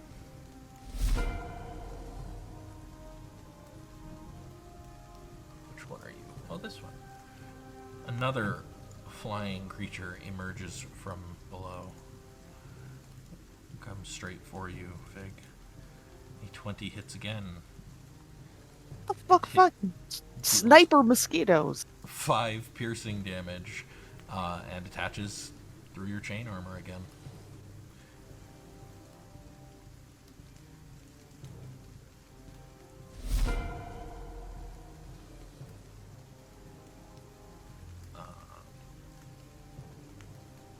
Which one is this? Or this guy? This one's gonna fly over here. And go for Cassian.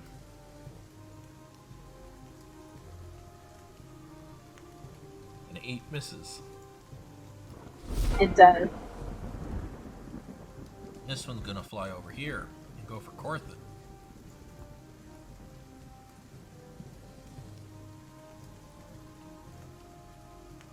Does a 24 hit, Corthyndahast?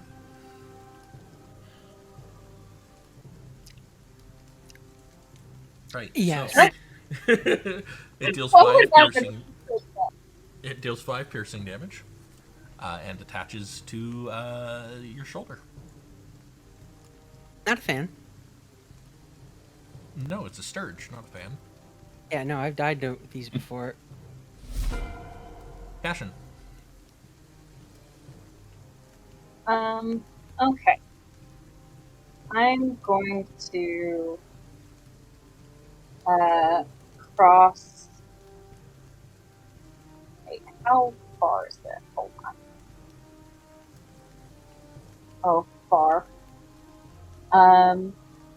Well, it's less bar and more water. Well, but does the water make up for like opportunity attacks? No. You'll still get them if you leave a creature's threatened space. Okay. I'm going to use one of my fancy new superiority dice to do the evasive footwork maneuver. Okay. I don't. That did not roll anything. Yeah, so roll 1d8. 1d8? Yeah, 1d8. It's Or is it a d6? no, it's D8. Okay, yeah, just roll 1d8. Okay, Oh, so your AC hopefully is not. increased by 1. Okay.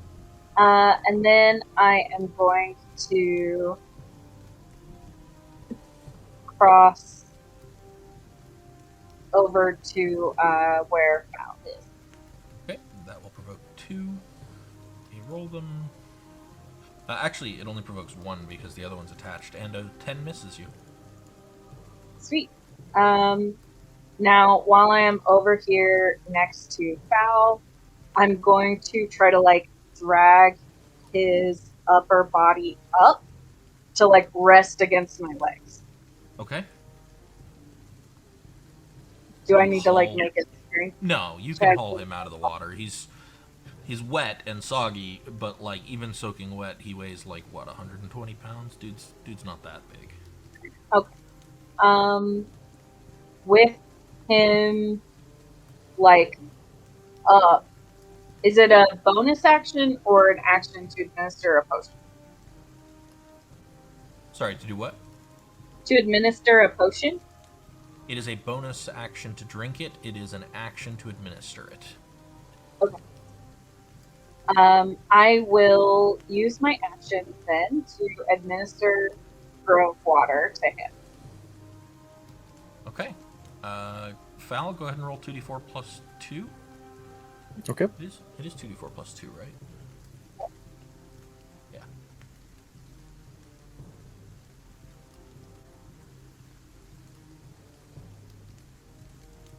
You have 5 hit points, and the paralysis is gone. You are no longer imperiled. When he wakes up, Cassian says, "You owe me," and then I can't attack with my bonus action if I didn't attack with my bonus action. Correct. Okay.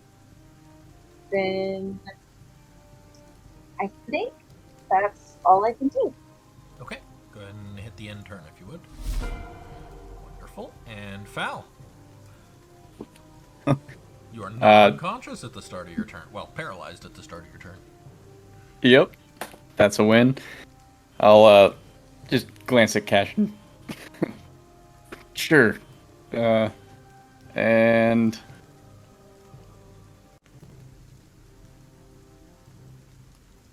There is, however, a centipede like crawling up your leg. yeah.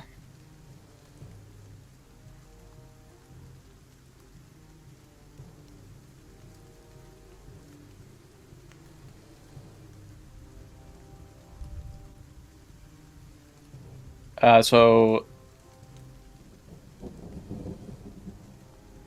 say I'm at 5 HP, or did that just bring me to 0? Nope, you were at 5. Oh, okay. Gotcha. You will never go below 0. Gotcha. Okay then. Boy.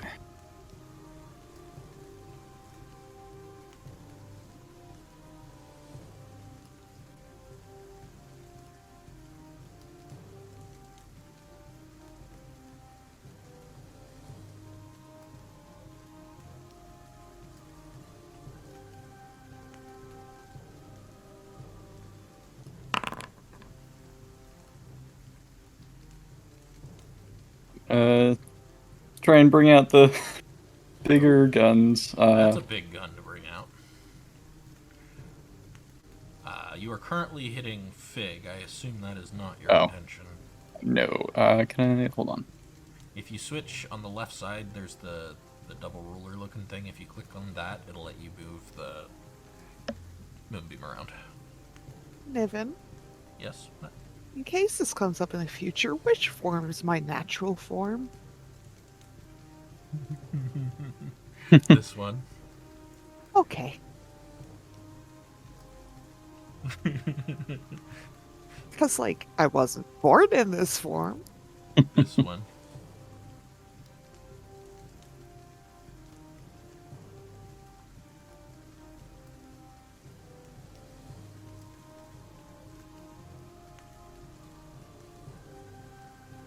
And as a bonus action, I am going to use my starry form to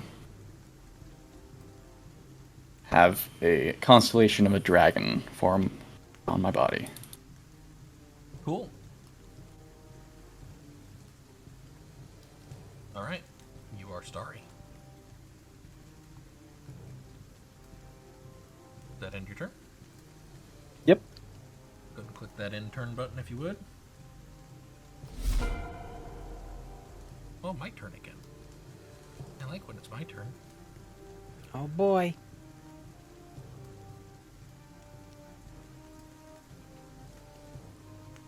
You guys see something else moving through the water towards you all. Corthynd. Wait, why did your lantern get closed again? I don't know. That was weird. Just closed itself, it like Oh, clenched up. for some reason it's listed as having a 1-round duration all of a sudden. That's weird. Something's coming through the water. Yeah, this right here. Oh, okay. Okay, nothing to worry I about. thought you were Alright. saying it was like a really big something. Yeah, I mean- like a shark. For a centipede, it's big. Trying so hard to think that they're snakes, dude. Don't ruin this for me. I could burning hands all of them and Figwyn. Don't think Figwyn would appreciate it. So I He's will not, green in flame fact, blade. Fireproof. Remember that one of them is attached to you. Oh, I am aware, Okay, go for it. but it's also within 5 feet of the thing that I'm green flame blading. By all means, go for it. Make your attack roll.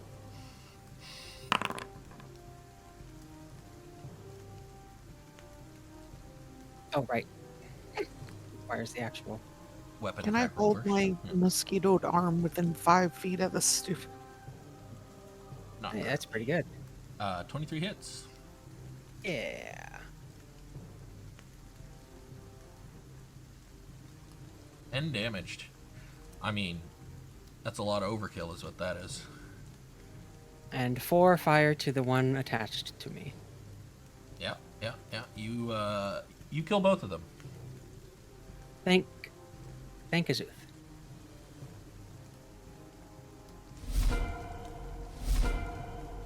Well, Foul looks not underwater. He is not underwater. He is prone. He is currently still sitting on his ass, but he is not underwater. Oh. Not sure why he didn't stand up, but you know. Val's spooked, man. Fair enough. I just assumed he was going to take the most direct route because he doesn't have to expend more energy than at all necessary.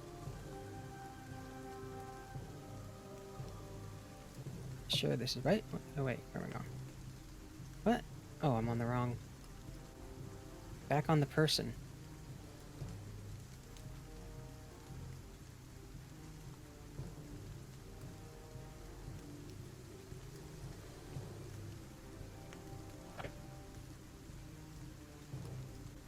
Wade through the water over here, and that's me. Alrighty. This is the one that is currently attached to you, I believe, Fig.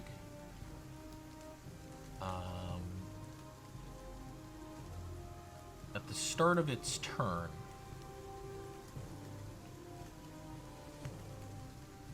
you lose 7 hit points as it drains your blood. What a fuckface.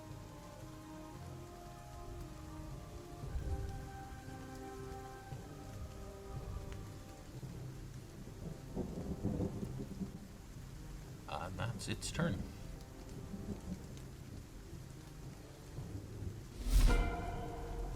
Yell.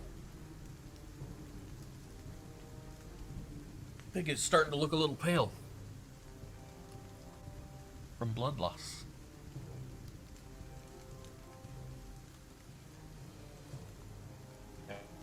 I'm going to apparently I went the wrong direction with my spell points? Oh. Let me see. I should have all my spell points, right? Yeah, fixed. Okay, thank you. You should also have sorcery points, 3 of them, right? You should. Sure. I think it's 3. It might be more than that. Okay, anyways. No, 3. Come on. Cast. There we go. Yeah, it is 3. I'm targeting the disturbance in the water in front of Fig. Yeah, 14 hits, 14 damage. My goodness. What does this look like? Del pulls his scepter off his belt, holds his hand up in front of it as a small orb of ice forms that he then lobs up and over the group to land in the water, and then it just like freezes a column straight down. Yeah, okay. So a column of the water just freezes straight down, trapping the centipede that was coming towards you inside of it, Fig. It is dead.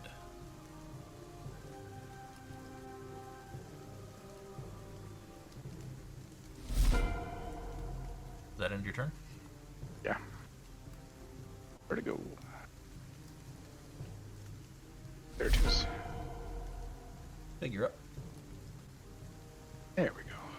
Okay, well, as much as she would like to heal herself, first she wants to get this thing off her arm, so I'm just gonna smack it again. Go for it.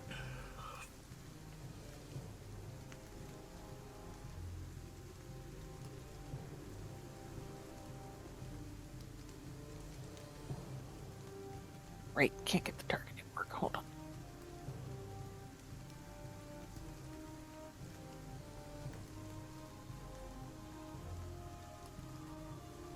Oh, I can target for you. Here you go. I think my... Like, it's just nothing I'm clicking on is registering. Can you have her roll it for me? Try now. Try the broadsword right now.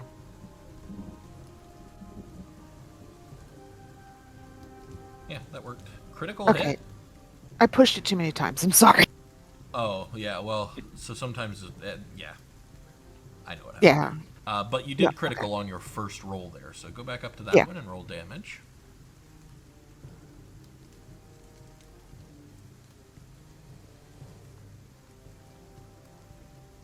$13 damage. You reach up with your broadsword hilt and bash this thing so hard that it turns into a fine paste of your blood that sprays across the water.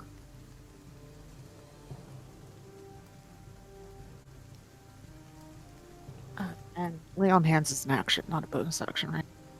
Unfortunately. Alright, well then I'm gonna push end turn, and she'll kill another mosquito next round, hopefully.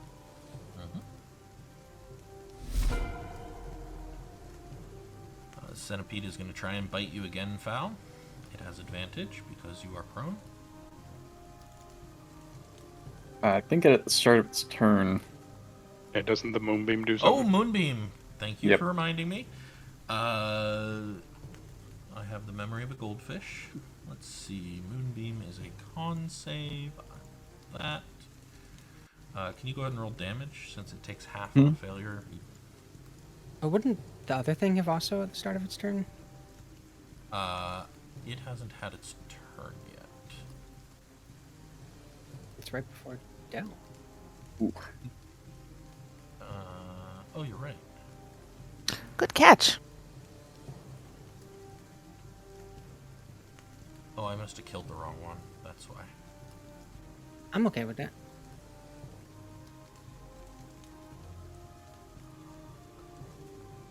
One way or another, based on the turntable. This one. It should be rolling. Well, it's dead already. Soon. Yeah.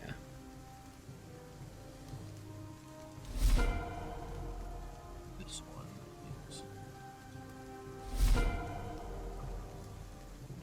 Oh, that's rude. Sorry. Okay. How much damage did you roll? 6. 6 damage. It takes the full damage and is now dead. It doesn't reveal its true form? Its true form was giant centipede. Boy, it really lost in a great life lottery, didn't it? Yep. Seems so. A giant centipede that has a were form of a giant centipede? That's really weird. I know, right? Alright, so now we come to this last Sturge, which is not dead, but that I thought was dead, but is not dead yet. Because the other one is actually dead. And it's going to try and bite Fig. Yay!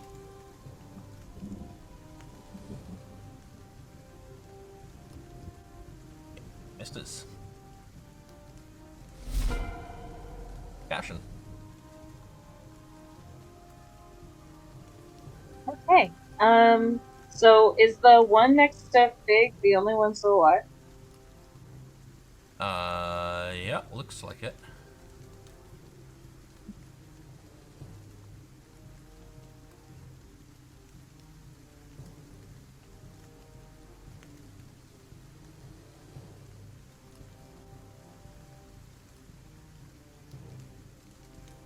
I'm gonna come over here and I'm going to try to kill it Go for it. without hurting Fig, obviously. Well, it's not attached to her, so...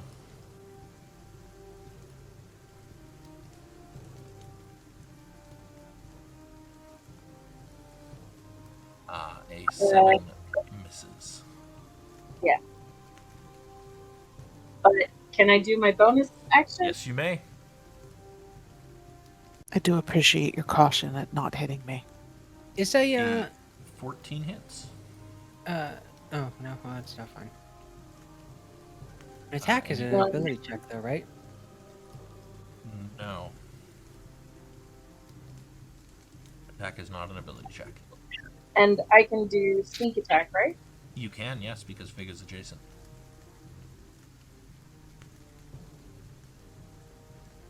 Okay. So that's not on my bar. Yeah, you'll have to use your sheet for that, I think. Under features.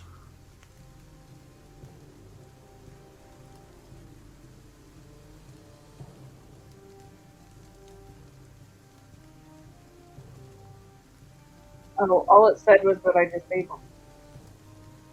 Oh, right, because it's a toggle. Whoops. Just roll 1d6. And in the future, I'll make it something that shows up under the use feature section of the HUD for you. I think that'll be easier. 3 additional damage, so that is 7 damage. Now it is dead. Squish. That's it. That's the combat. Hooray. Is lay on hands a short rest or a long rest? Recovery. Long rest. Oh, okay.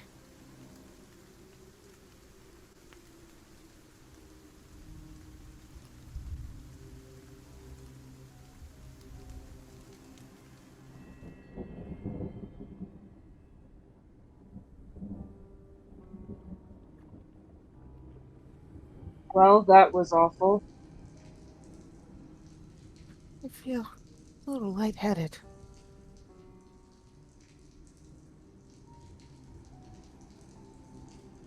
I gave Val my grove water. Do you have any?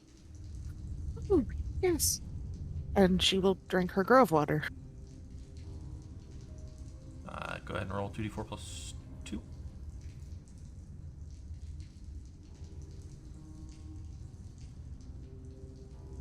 I will, use prestidigitation to remove my blood from myself.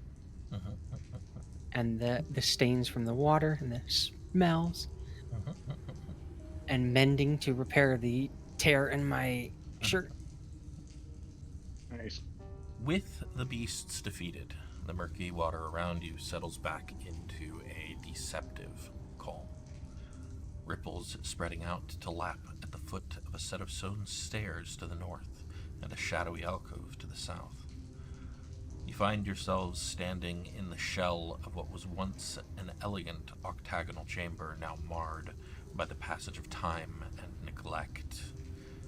Crumbled stone and masonry lies strewn about, partially collapsed walls giving the room a haphazard and blurred outline. As your eyes drift upward, fragments of a finely crafted vaulted ceiling draw your attention. The trapdoor through which you fell has seamlessly blended into the ceiling once more, hinting at some weighted mechanism now out of reach.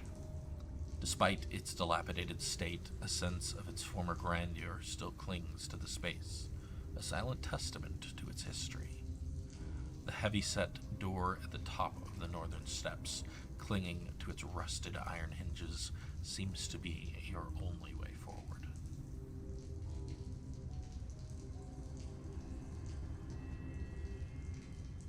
Why? Who would put a trapdoor into their own crypts? Somebody who doesn't want to face the consequences of his action.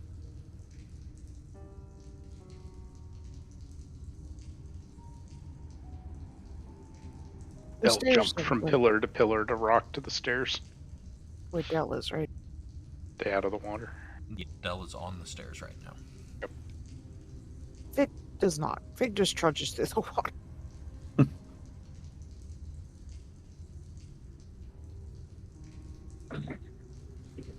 Corthin, ever curious, comes down to see what's down here. Yeah, it just looks like some ancient large urn. Whatever What was if in you- there previously has been badly damaged by the water here. Whatever you tried to do, I didn't have permission for it. Yeah, I don't know Move. what happened. Yeah, we all got flagged with it. I did too.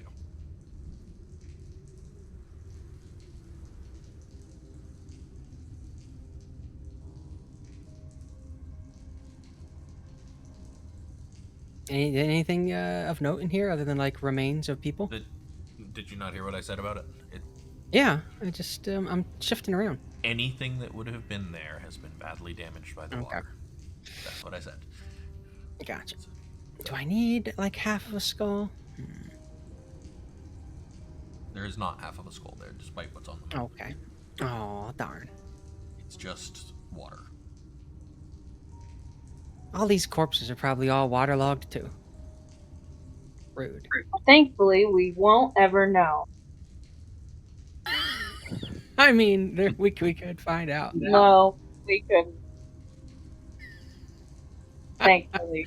There could be like magic items on every single one of those.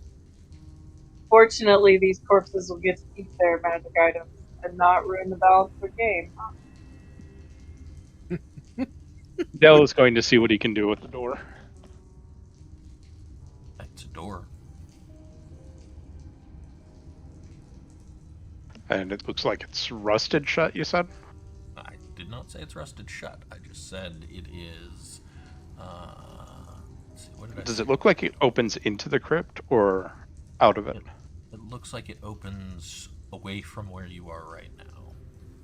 Oh, good.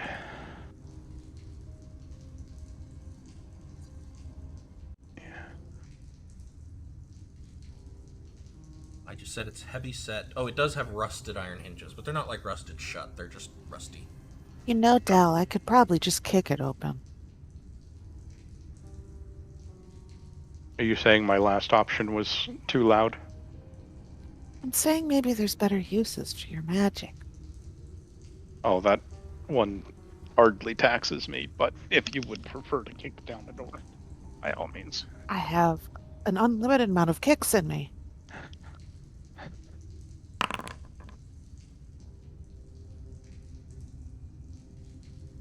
And like one centaur druid well before her, Fig's gonna try and kick the door down. Have anyone tried opening it? Like, Okay, maybe, yes, sure. Maybe Fig will try to just push it first.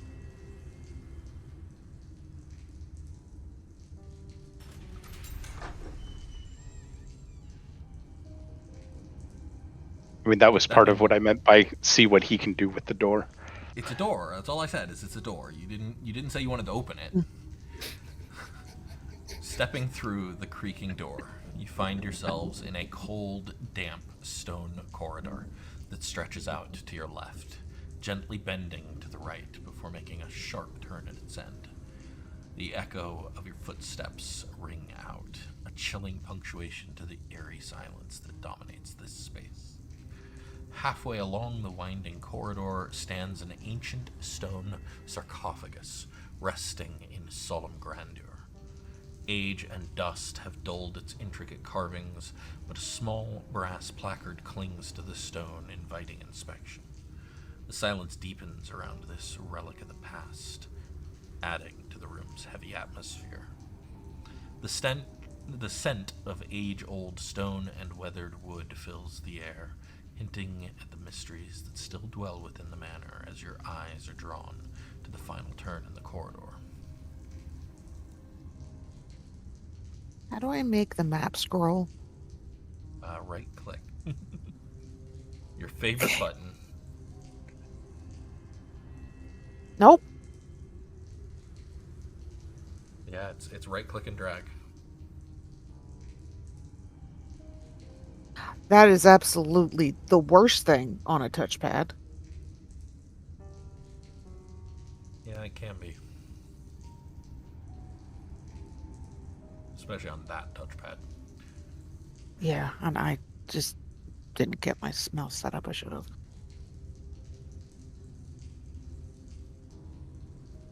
Oh, well, first Fig's gonna just carefully take a couple steps forward so she's not in the door.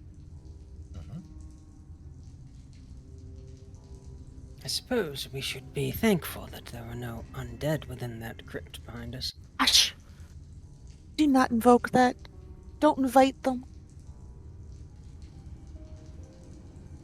Cassian is going to ease out past Fig and just trying to be really quiet. Okay.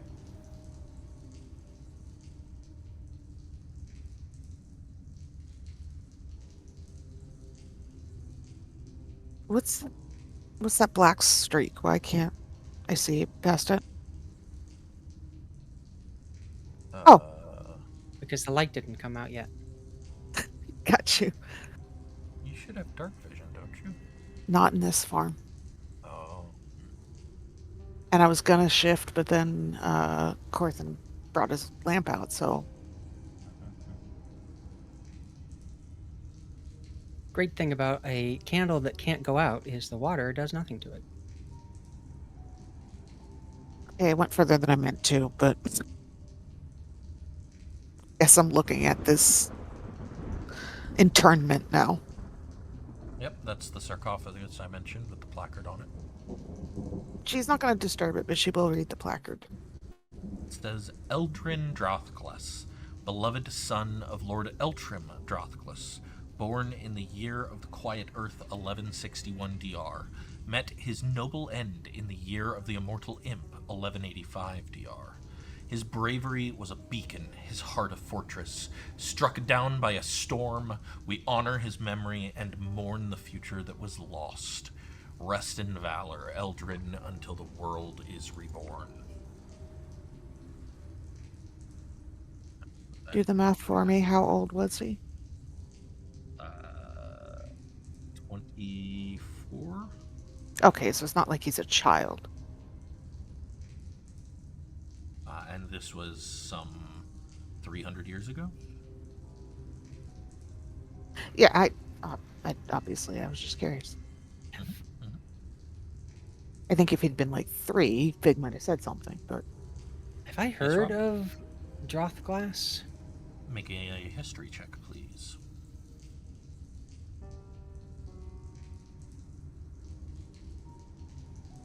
Yes, you have. House Drothglas was the Lords of Hullock before Hullock was subsumed by Cormyr about 250, 300 years ago.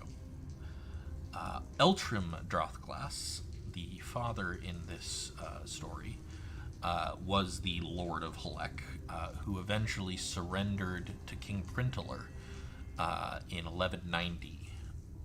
All of his sons seem to have died, supposedly in battle against King Printaler, before he surrendered. He had no other male heirs, only his several daughters. Printaler allowed Eltram to keep his lands and titles as long as he swore fealty to Cormyr's crown, thus adding Halek to Cormyr's expanse. Interesting. This place used to belong to the Lords of Halek.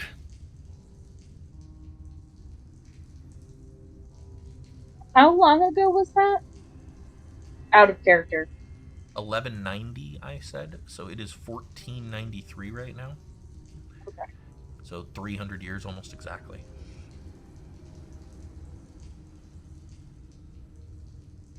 I don't guess we're potentially looking at someone who's a descendant in this whole counterfeiter thing. Is it possible? I think it's more likely that he was here before this became the community center, and that it's more that it was abandoned. That makes sense.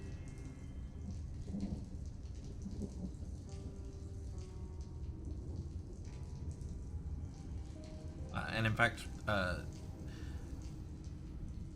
Corthin, you do know, with that good of a roll, that it did become the community center about 150 years after Eltram's death. It was abandoned for a while. Then the community decided to use it for, it was basically like a local meeting place and place to come vote and discuss current events, and then it fell into disuse again sometime later.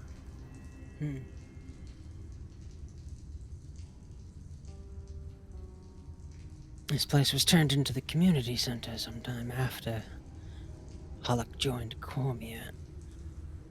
Most likely because the Lord had no heirs through the male line. At the time, a female could not inherit. We could be dealing with a descendant of one of the daughters, but most likely it is just opportunistic.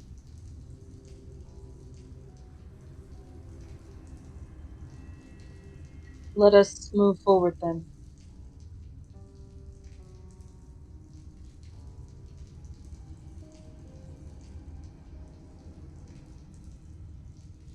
They're waiting on you with your light there, Rob. There you go.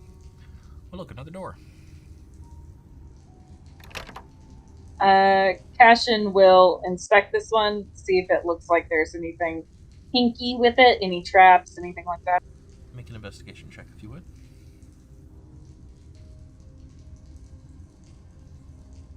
Nice. Doesn't seem to be, but it does look like it's locked.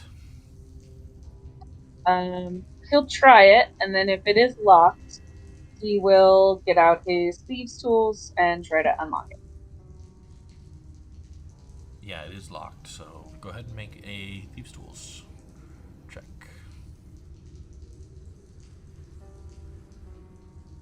That is just enough. Woo.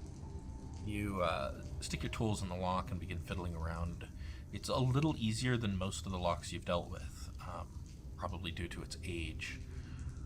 But still, you struggle a little with it. Like, it seems like it should be easy, but you struggle just a little. But eventually, the lock comes undone.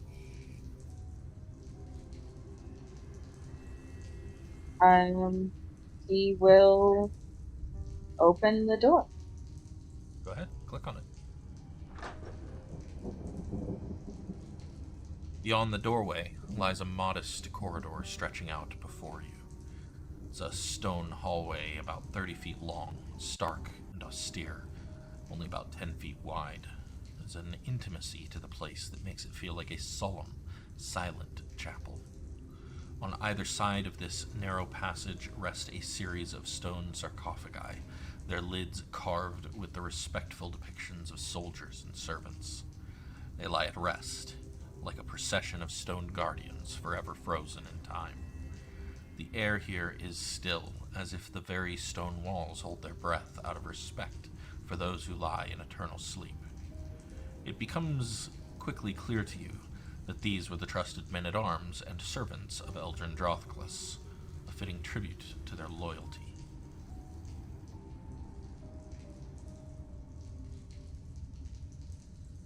Another door straight ahead provides the only means of further egress. He's gonna do the same to this one. Make another investigation check. Oh, that's weird. Probably not supposed to see that. What do you see? When I move, there's a ×2 on each of those coffins. Oh, it's just because, so that's the difficult terrain modifier. So, like, if you wanted to crawl over them, it would cost interesting. you a little bit more. Anyways. Good to know. It's locked again, but it doesn't seem trapped either.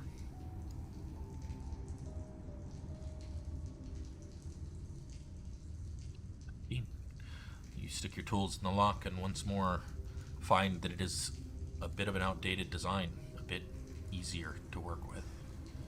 You fiddle with it, and with your experience from the previous door, this one comes a little easier. Unlocked.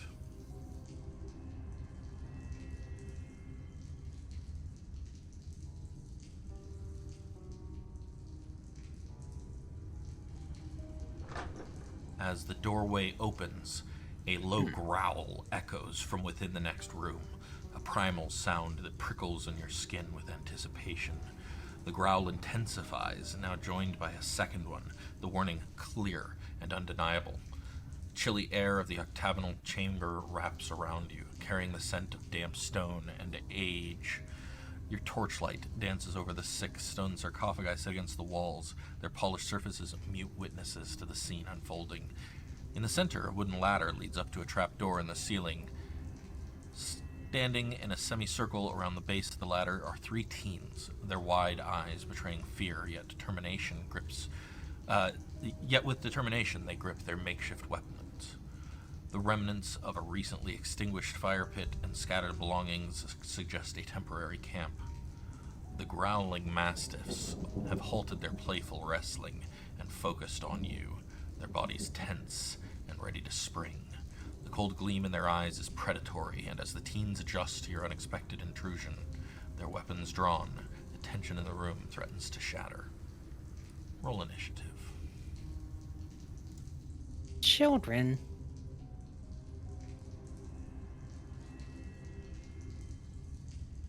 Just little kids, though.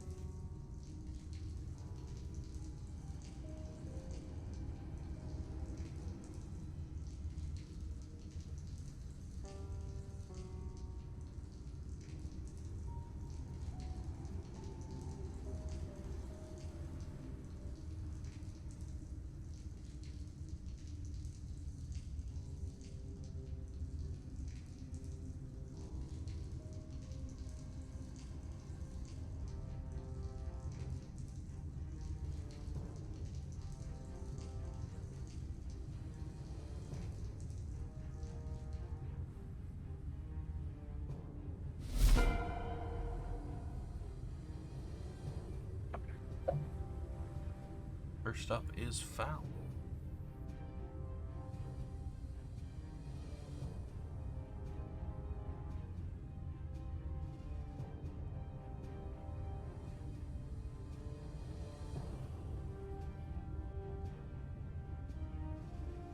Okay.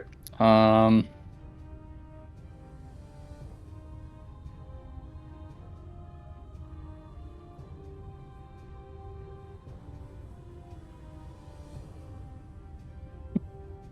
right. I'm just going to call out to him. Hey guys, didn't mean to interrupt whatever you got going here. And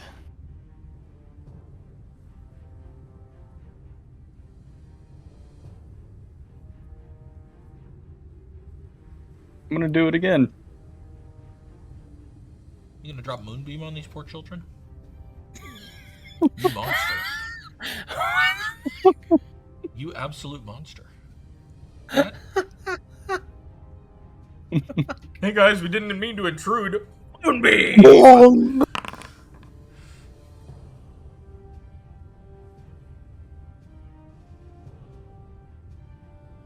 Holy shit. Alright, so Fal's a monster. I'm not touching any of them. I'm just covering the ladder. Oh, it's a threatening moonbeam. I see. Yeah. Yeah, fair enough. And I'm gonna use my bonus action to use my second starry form. Your previous one's still up, isn't it? How long does it last? Oh, yeah, you're right. Cool. Yeah, the sparkling man in the back. Christ. Threaten the teenagers. Can I do what? Make my camera zoom in. I can't. I literally can't. Okay, everybody's ants. That's cool. You have to do that by scrolling. I don't know why it's zoomed so far out on this map. It's doing it to the observer too. Anyways, Del, you're up.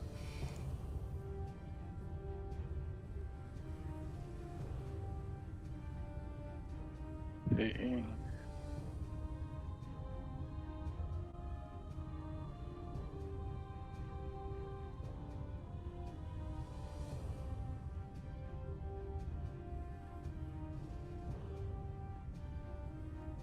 Trying to get a better view of what's going on in the room.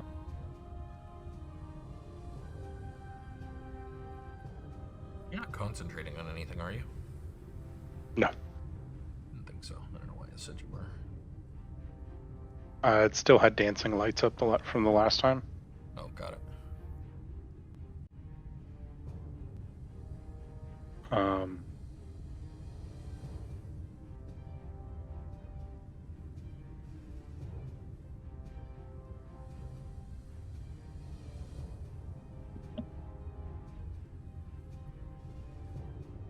Del will just kind of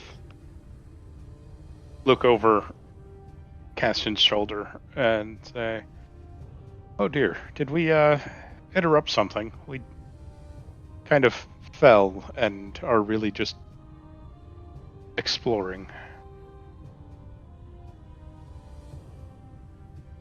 Okay. You want to make a persuasion check? Yeah. Go for it.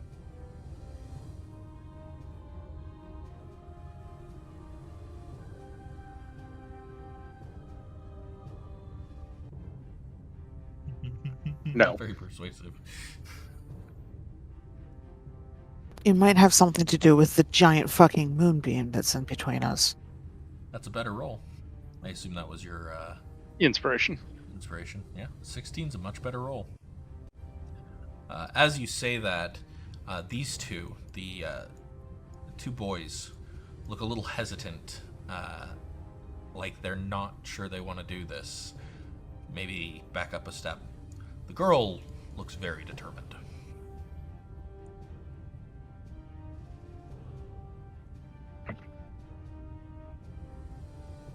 That'll do it for me.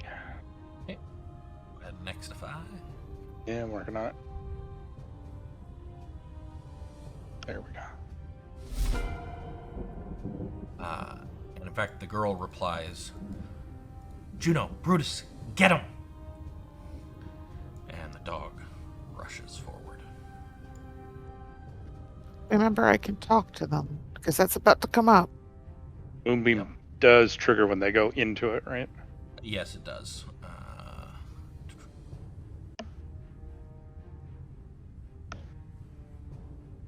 Tanis, if you could roll damage for that moonbeam.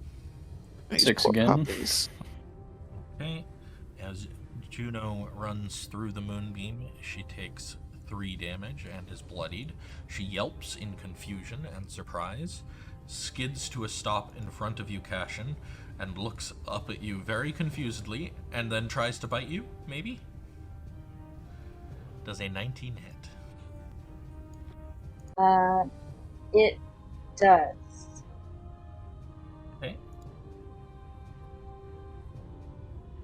Are you gonna use a reaction on it in any way? I don't know what you've got. I was just looking at that, I but I think you think have your weapon reaction as well as your riposte reaction. yeah. What is gaining? You said it was 19, Yes. so that would not help. Um, and that's for if they miss. So no. Okay.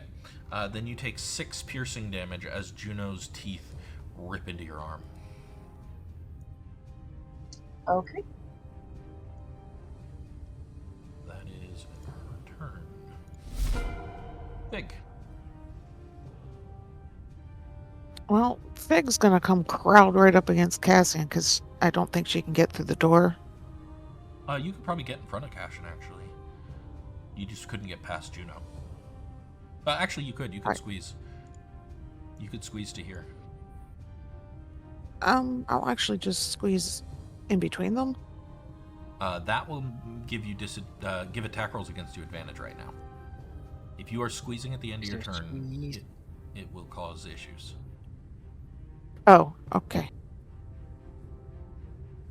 You're better off going there. She's gonna bunk on her sword on her shield, so it makes a lot of noise and hopefully draw Juno's attention, but then also bark at them and say, "Don't touch the light, it hurts. We don't want to hurt you." Juno's reply is a very angry repetition of "Get out! Get out! Get out! Get out! Get out! Get out! Get out!" And Fig's like, we can't. I will let you So- make an animal handling or persuasion check, your choice.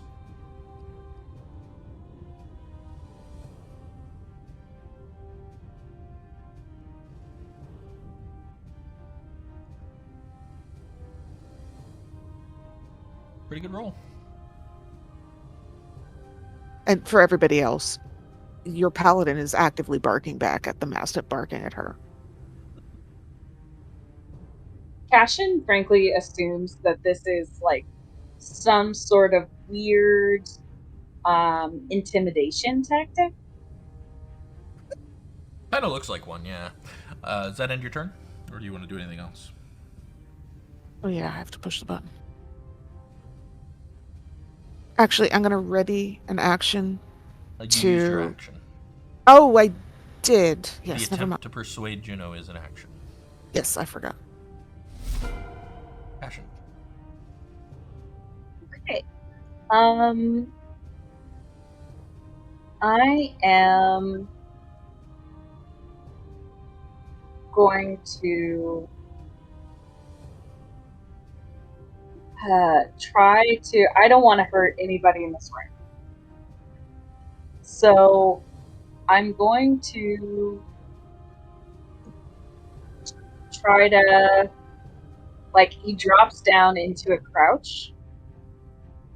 So Juno is, like, close to his face. Which isn't the smartest, probably. But he's going to, like, try to allow Juno to, like, sniff him, and he's going to speak very softly and soothingly, and like, hey, it's okay. I know you're very scared, but I don't want to hurt you. I don't want to hurt anybody here. So yeah, that's what he's doing. Is he also giving Fig a stink face for actively antagonizing this dog from his perspective? He did that previously, yes. Would you like to make an animal handling check? Yes, please.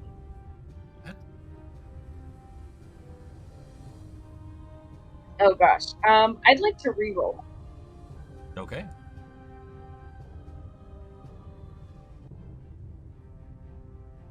Oh, okay. Well, ouch.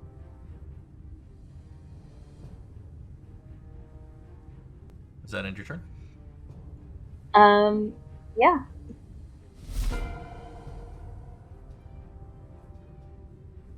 Alrighty. As I mentioned, this guy looks a little hesitant, but the girl just glares at him and says, "You know what we were told." And so he pulls out a dagger and throws it at you, Fig. Does an 18 hit? 18 is my AC. Okay.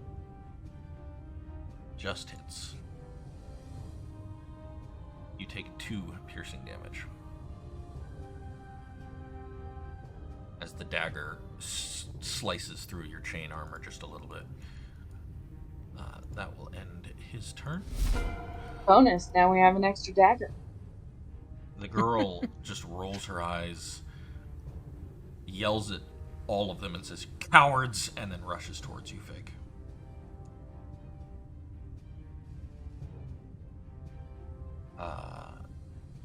She is going to attack you as well with her dagger. But you manage to catch it on your shield and deflect it away. And maybe shove her back a little bit, because she is not large or strong. That ends her turn. And the other boy just grunts and says, "Well, I guess that's what Harp would have wanted," and rushes towards you as well.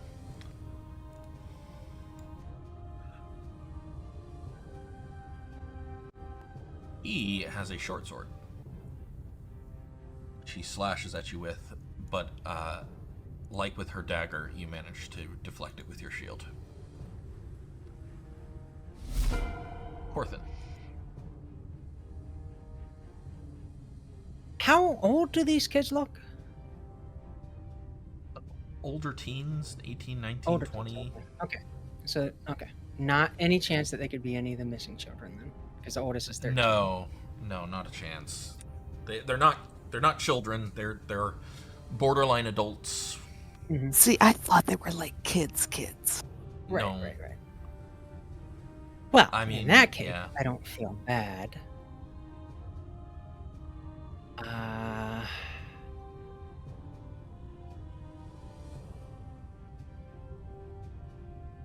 Did those tokens look like kids to you? Kevin, everybody's about the size of a Game Boy. Like, Oh, fair enough. I mean, the girl looks pretty young. The guy with the mask doesn't look as young. He is the oldest does it- of them. Does Guy it with the look mask like to looks me like a kid that wants to be old. that As the you- dog has backed down from the barking at all? You don't know. You don't know. Right. Okay. Let's see. I can Things see. are just happening so fast. If you want, you could take your turn to insight check the dog. No.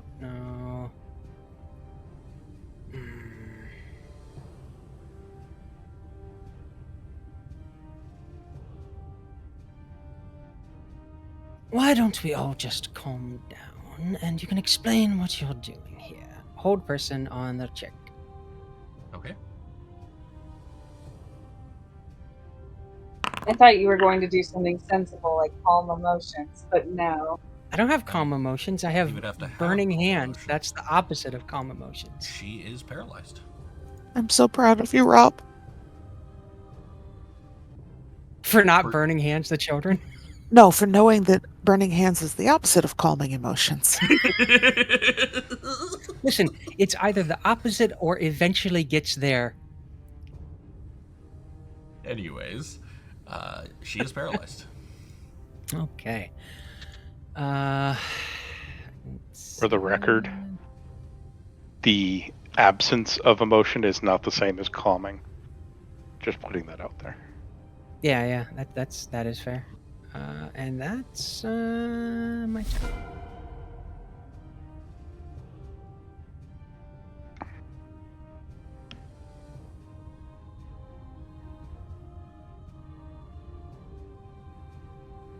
The larger of the two dogs looks a bit hesitant, but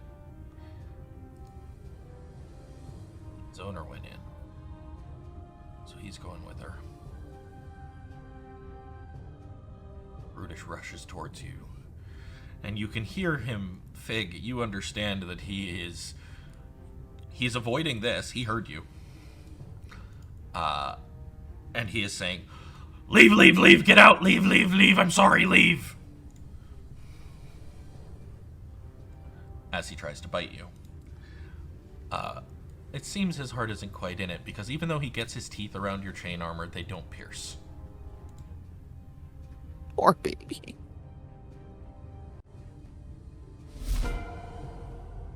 Big changes what she's barking over and over to. Out is up the ladder. Val, you're up. I'm just gonna try yelling at him again. Say, your girlfriend is gonna get you killed. Just calm down. And if they don't, I'm gonna ready an action to move my moonbeam. If they don't chill out. So you're readying an action and not trying to persuade here. Persuasion is an action. Yeah. Fair enough. That's what I'm gonna do. Fair enough. Val.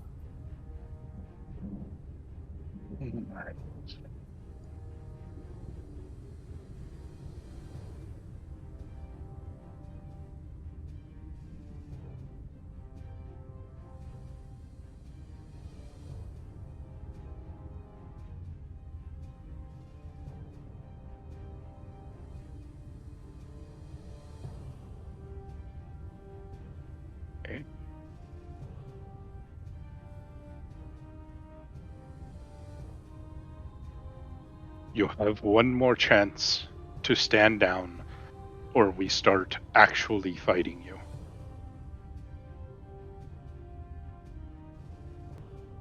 Persuasion check or an intimidation check? Persuasion. And I'll 16. let him use my inspiration to reroll, just cause. Sure. Go ahead and try again, Matt. You have advantage on that roll, which... Okay. Exactly the same. 16 it is.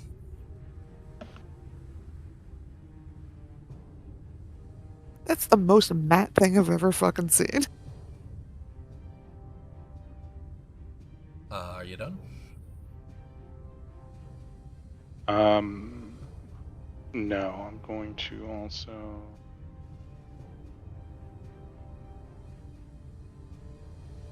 send one of these at Fig. Why did it not go through? There we go. Big, you gain 7 hit points. Oh, damn, good roll. That's a really good roll. It's max. No, that was Matt. I do sometimes. Juno looks concerned. She looks... I mean, she's a very good girl.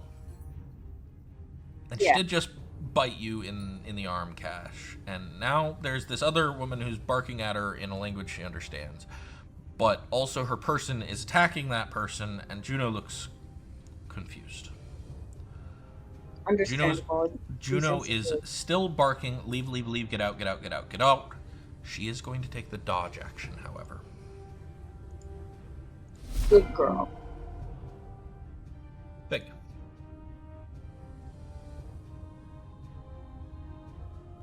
Fig is also going to take the dodge action and continue barking. Good girl. Where's my freaking dodge action? There it is.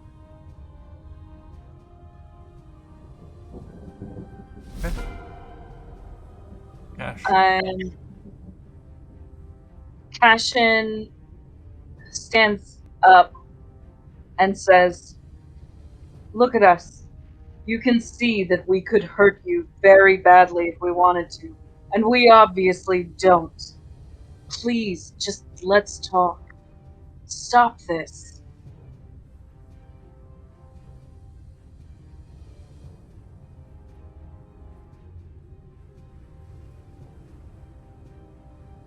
Okay.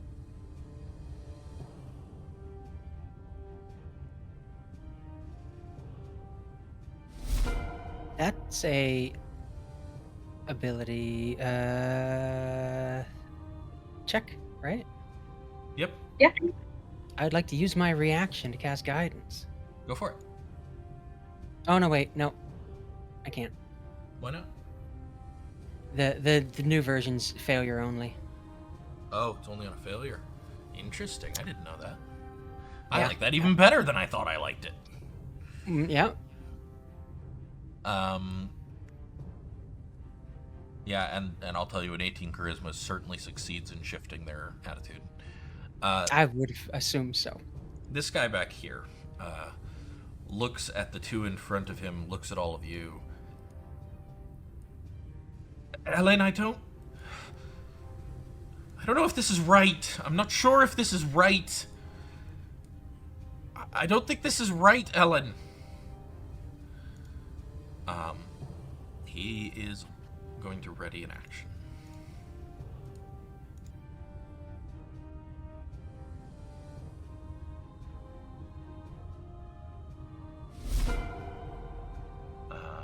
Did she get to make another save at the end of her turn? Yeah. End of turn, but not to damage. Right.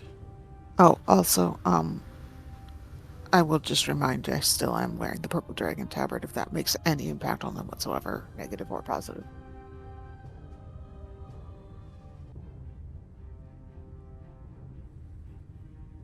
DC is 14. Yep. He is no longer paralyzed. You are no longer concentrating. But that is the end of her Oh. turn. Goody. Well, Garrett, the masked thug, looks to the other two, rolls his eyes, and says, "Fine, you two lovebirds run, but I'm doing what Harp wanted," and he attempts to stab Figwyn with his short sword at disadvantage because you are dodging. I believe there was a readied action. Yeah, if you want to use your ready to action, Fal. Mm-hmm.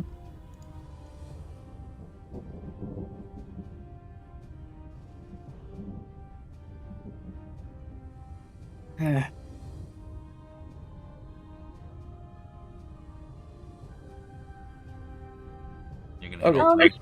You know. Or Fig is just like nose to nose with the moonbeam, like,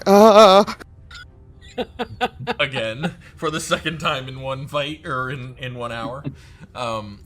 Yeah, okay, so you move your moonbeam on top of them. He still attempts to stab Fig. Fig, good thing you're dodging. You actually managed to sidestep the attack just barely, turning a 21 into a 13. Whew. That will end his turn. Corthynd. Well, you've certainly made the matter clear.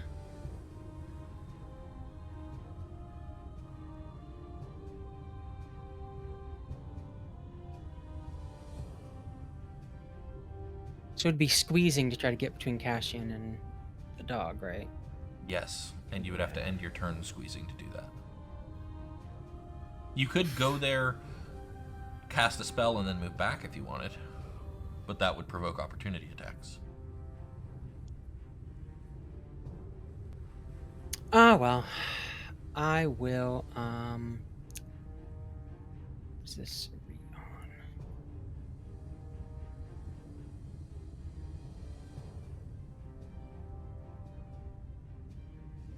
I will go ahead and bonus action Hexblade Curse the masked teen. Okay, it is cursed.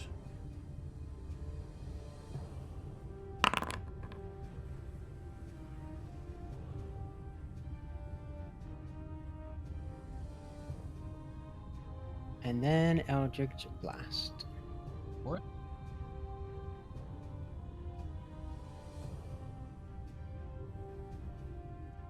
25 hits.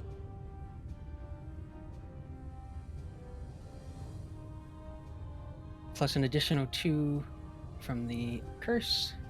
12 force damage. Oh, wait. What was the actual roll on that? Oh, the 19. That is actually a crit. Because the Oh curse yeah, makes it. you're correct. Go ahead and roll. If you hover over the damage, there's a plus to the left of it. That'll turn it into a critical.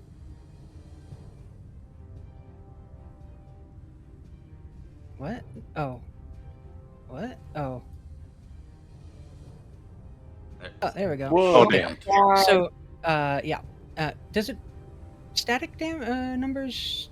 Static numbers do not, so you did a total of 22 so damage. that's To him. 22. Just disintegrate this kid. So, how do you want to do this, Rob?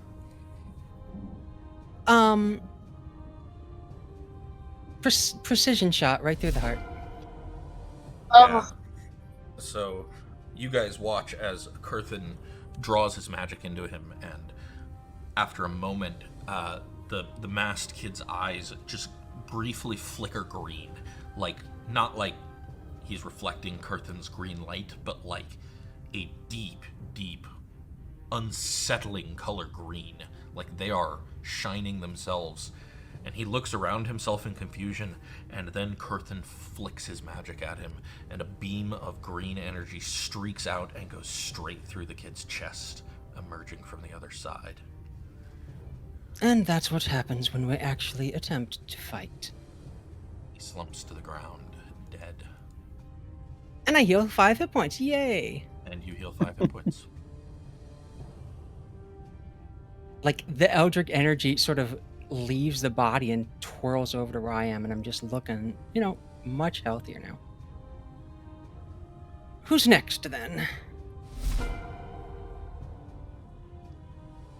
For his part, Brutus sees that and gets angry again and starts biting at Fig. At disadvantage because you are still dodging.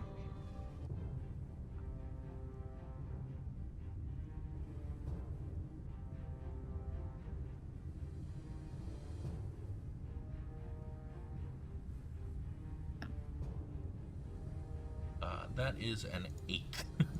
Not even close. Val.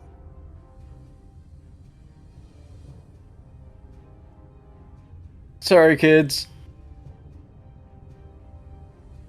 And I'm gonna ready my action again to move the moonbeam.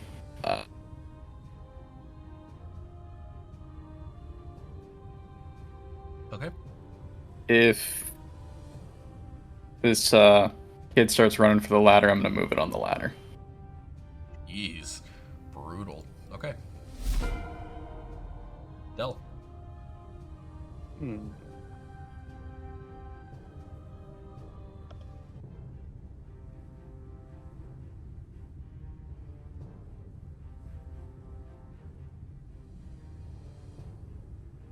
I heard him say the name Harp.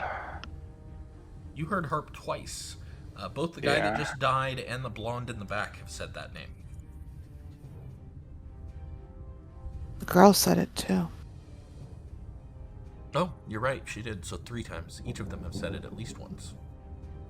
Sure they didn't say V. They said Harp. Tough to.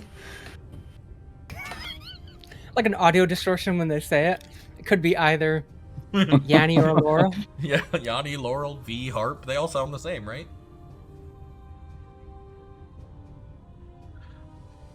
Pretty sure the dress was black, but What the fuck are we talking about? Internet memes. Anyways, what are you doing, Delryar? Who is not Falaghard?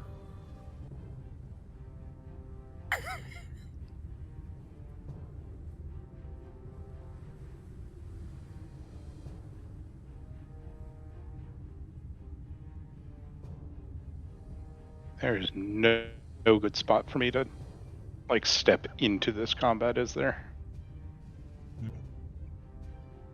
Well, your options are squeeze past the dog into the moonbeam.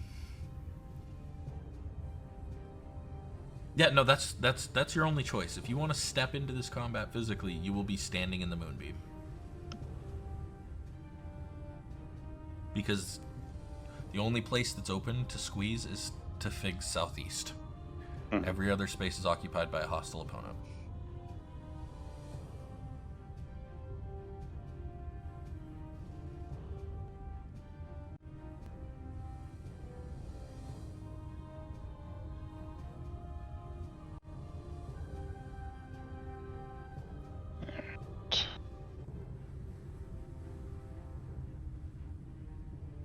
Going to send this at the girl. Okay.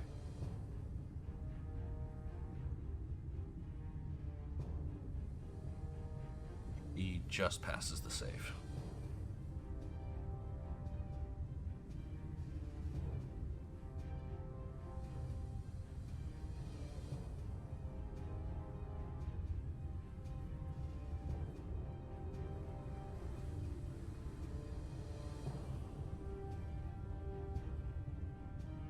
Okay, I'm gonna end it there. Okay. At the start of her turn, Juno is in the moonbeam. Please roll damage. What's your DC? 13. Okay, damage.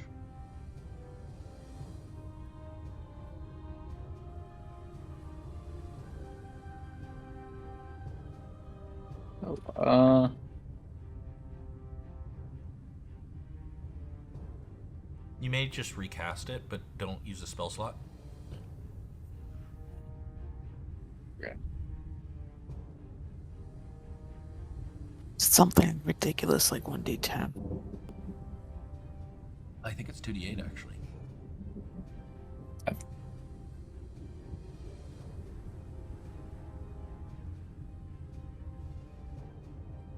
It's 2d10. Oh, even better.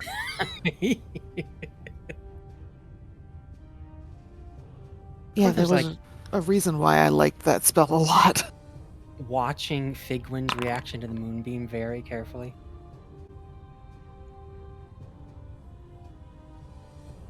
Oh, 11. Figwyn's reaction to the moonbeam is, I don't want to touch it, it hurts. yeah. Juno doesn't exist anymore. It's a good thing Juno's not a just cat, literally just disintegrates in the moonbeam. because that would have been illegal. You guys It can get makes in now. a very pained dog sound.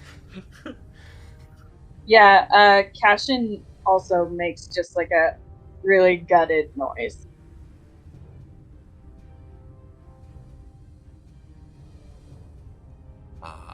Right, well. Fig.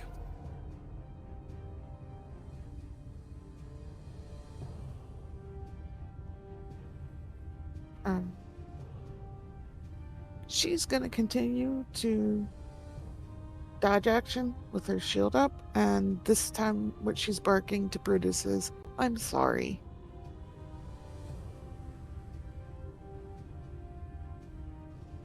Okay.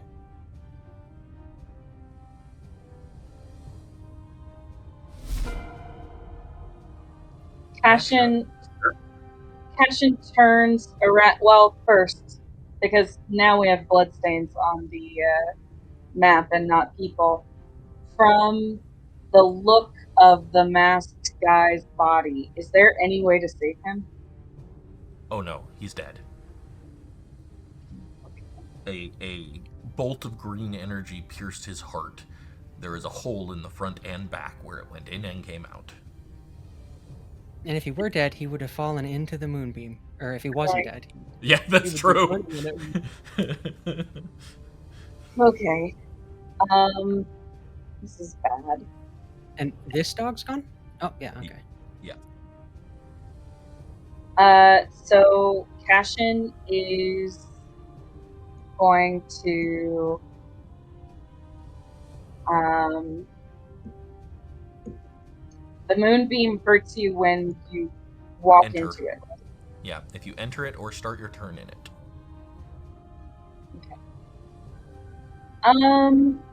You could, in theory, sneak around south of it.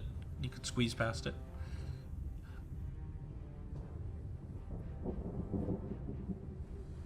It'll just cost you 5 feet of movement to do that safely. Since there isn't a dog in the way anymore. There's not even a corpse. Man, if I didn't doubt that you're annoyed that I went on this trip, giving me centipedes and an annihilated dog in the same night. I planned all this before you left. I even showed you the pictures of Juno and Brutus before you left. I He know was you did. pre-planning to be annoyed. Mm-hmm. Correct. Okay. So Cash is going to squeeze through here and then back up here. Mm-hmm. Go for it.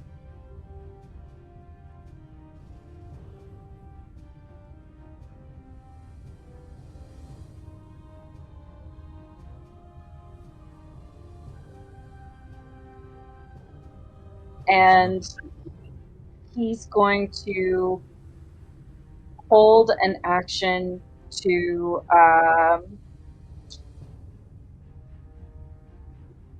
grapple anyone, which is so absurd. Grapple anyone who tries to access the ladder. Okie doke.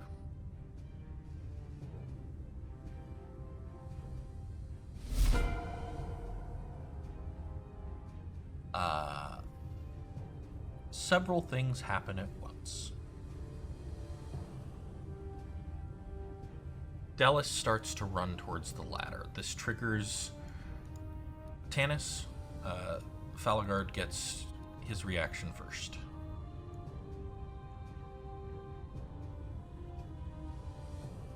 And seeing Cassian by the ladder, that You could move it like just northeast of the ladder if you wanted to provoke Okay. that still without hitting Cash. cool.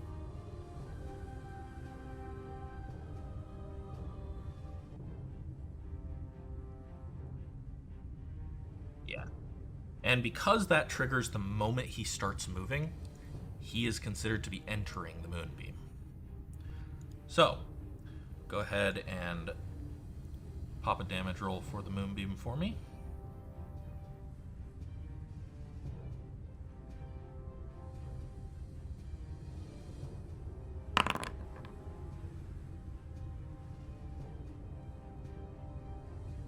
Passes his save and takes 4 radiant damage. Cool. And screams in pain, and nevertheless reaches the ladder and starts to try and climb Cash. There's a moonbeam there. Doesn't matter. Okay, you're gonna try and grab the kid anyways. Go ahead. I've never done this before. Athletics.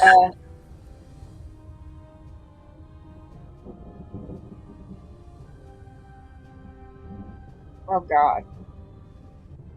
You want to re-roll it? I don't have Can I re-roll it for? If you want to spend your inspiration on it, you can. I would love to. And go ahead and re-roll.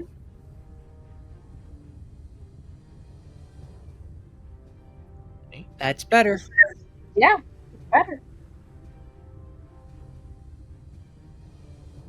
Versus his dexterity, a 13.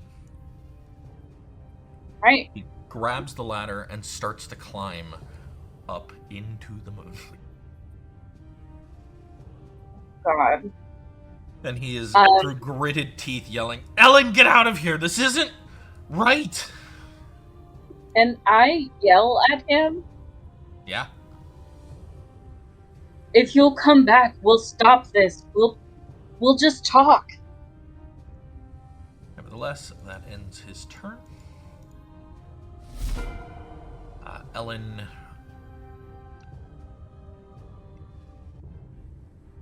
is staring briefly down at the corpse at her feet, and then she has tears in her eyes as she tries to attack you, Fig.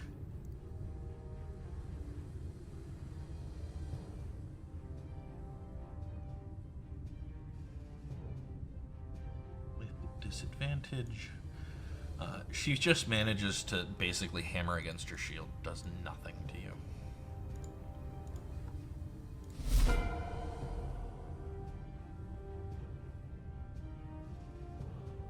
Okay.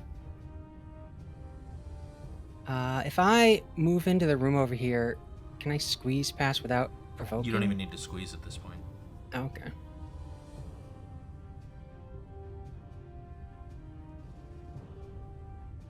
Ah! Running! You chose poorly.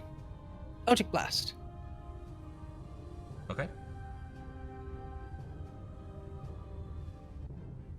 At the blonde, I presume? Yep. A 16 hits.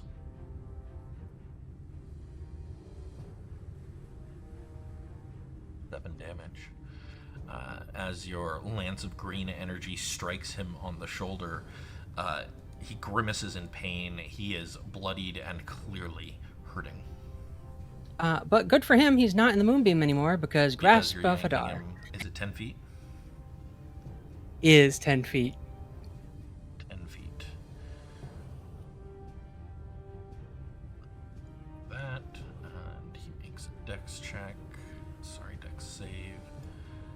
He fails. He is prone. Roll 1d6 for me. Don't think me yet. Hey. He takes 1 additional bludgeoning damage as he falls. Cassian, you see him just get ripped off the ladder. He flies over your head and falls like a rag doll at your feet behind you. He coughs in pain. And if I were you, I'd stay down there.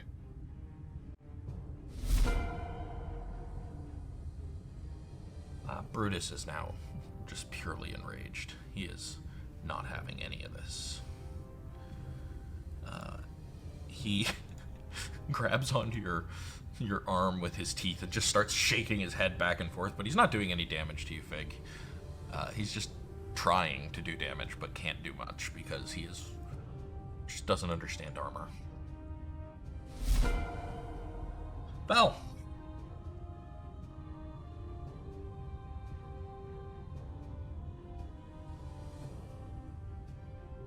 I'm gonna move up here.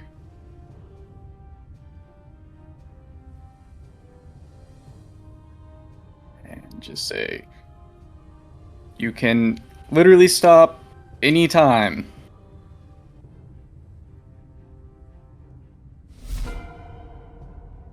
And just move the moonbeam on them. Dell.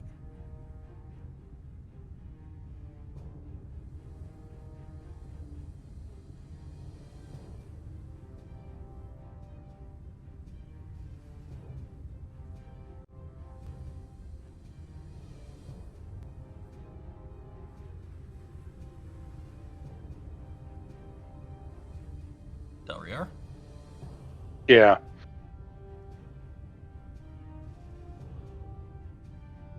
Boy, I knew giving them all faces and names would be an ethical quandary, but this is way funnier than I thought it would be. I mean, it hasn't been for Corthyndahast. Not If it foul. helps. Gonna try and jolt her again. Okay.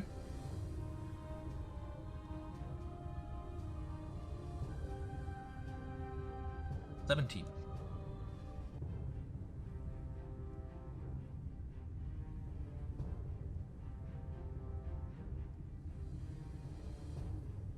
And you're saying healing magic won't bring this kid back? He is dead. Okay. Revivify could bring him back. That's not healing magic. I mean, it is technically. And no. Big.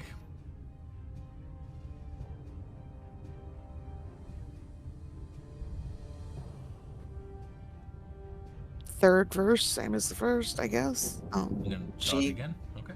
yeah, she does not look super happy about this, but as long as they're attacking her and not everybody else, she'll just continue to weather it. Make a wisdom check for me. Just a straight wisdom check.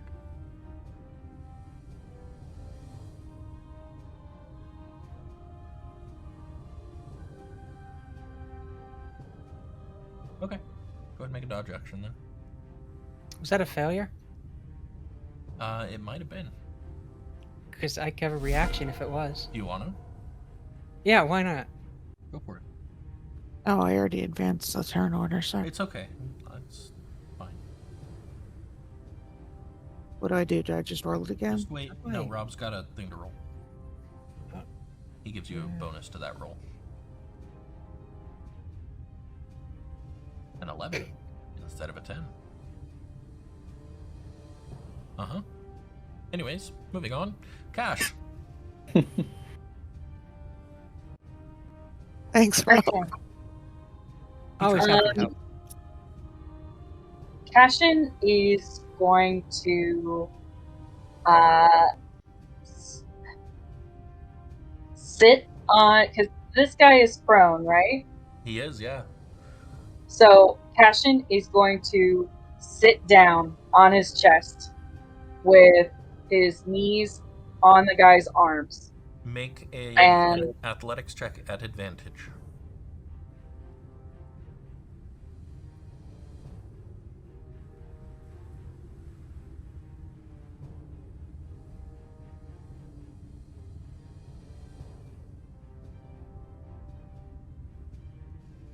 Yep, you pin him to the ground. He is currently grappled, but not restrained. And Another action to restrain. he's going to say to the kid, if you stay right here, they won't put the moonbeam on you again. But you have to stay right here. Okay. And that is my turn.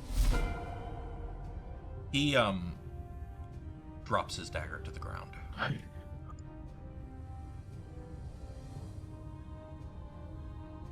And looks up to the girl and says, Ellen, stop! Stop fighting!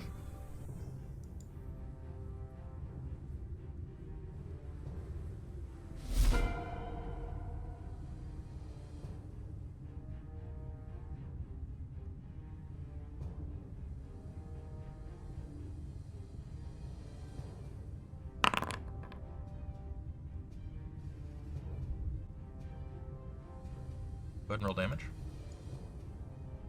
16. Ooh.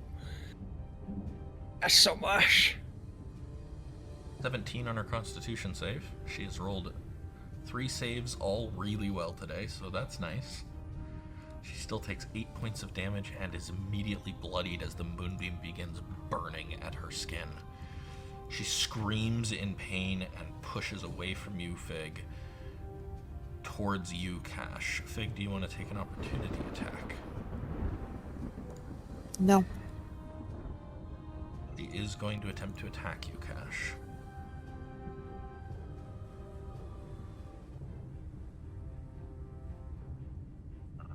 That is a 13 to hit. I believe that misses you.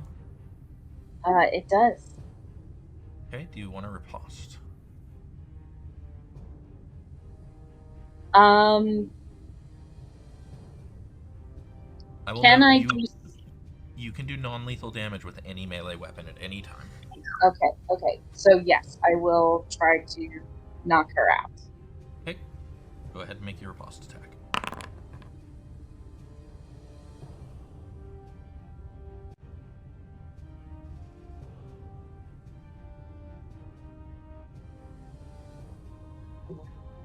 That doesn't He work. will miss unless somebody wants to give Cass.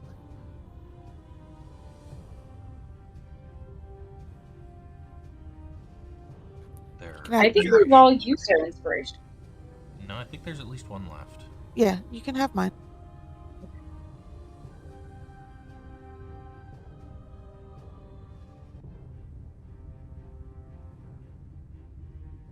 Whew. 21 hits. You do... Oh lord. Damage is kind of weird because of the... 8 plus 3 non-lethal. So that's 11. She is unconscious. As soon as she falls down, Cash looks down at the guy underneath him and says, "I didn't kill her." Thank you. That just leaves Brutus.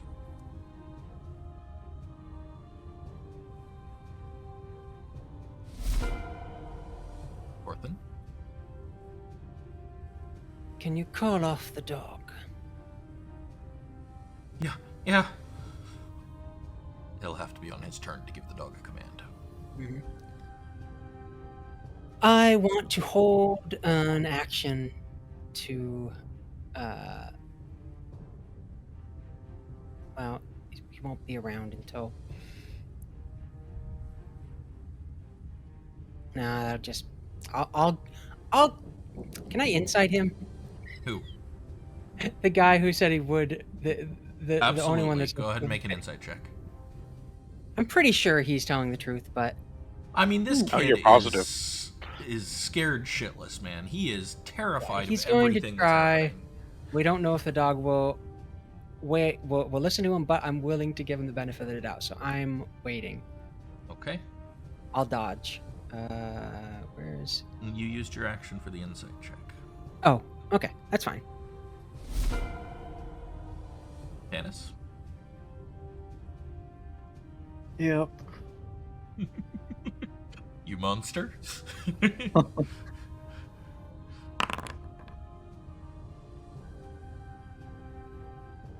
14. Ooh. Druid, the dog killer over here. Brutus I like stars, not animals. disintegrates. Aw. Big makes another. Like the sound that happens when you kill a worgen, and wow, that sound.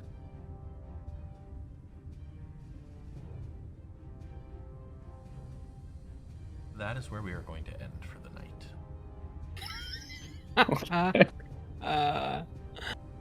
So not only did you give me centipedes and disintegrated dogs on the night I had to get up early in the morning, I didn't disintegrate the dogs. you ended on the dog disintegration, so that would be what I remembered the most. That's Tanis' fault, though. Tanis, did he pay you? No.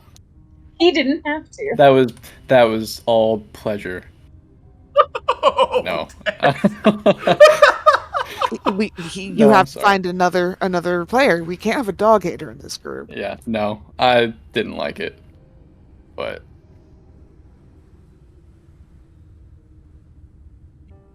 Give me just a moment here and I'll tally up all of your XP.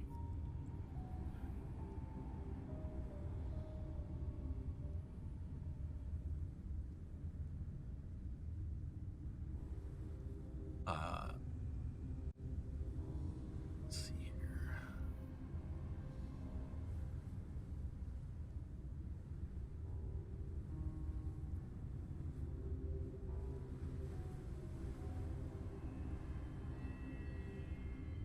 Combat, you will gain 80. That should put you at 1,060, I believe.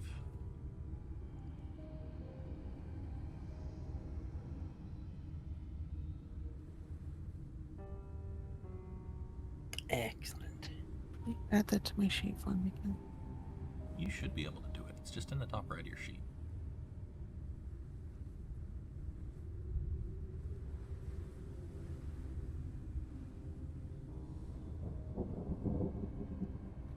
What number did you say it was? 1,060. 1060. 1060.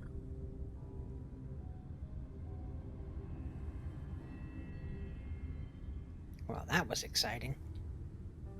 Corthynd, something training and respect. Go ahead and gain inspiration.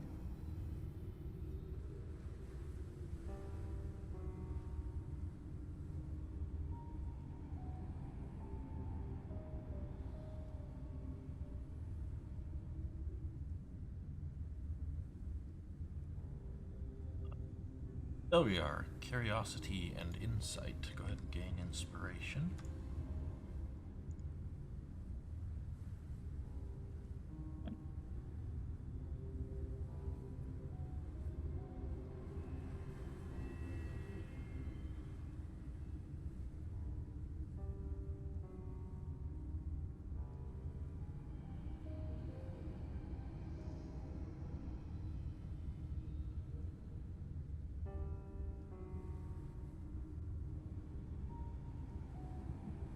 Fig, for your sincerity in attempting to stab Gary Oak.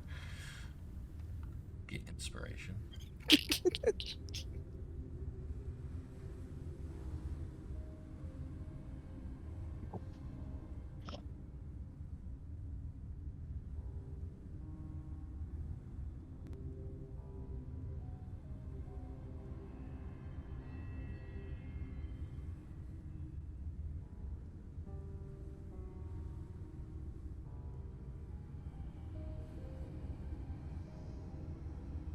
I don't think Cash hit any of his this time, although you were very close, and I suspect once you roleplay with these kids next week, you will. So, that's all for this week. I think that's everything. Thank you guys for a great session. I hope you had fun. Thanks. Fun is. I had a lot of fun. It was a good session.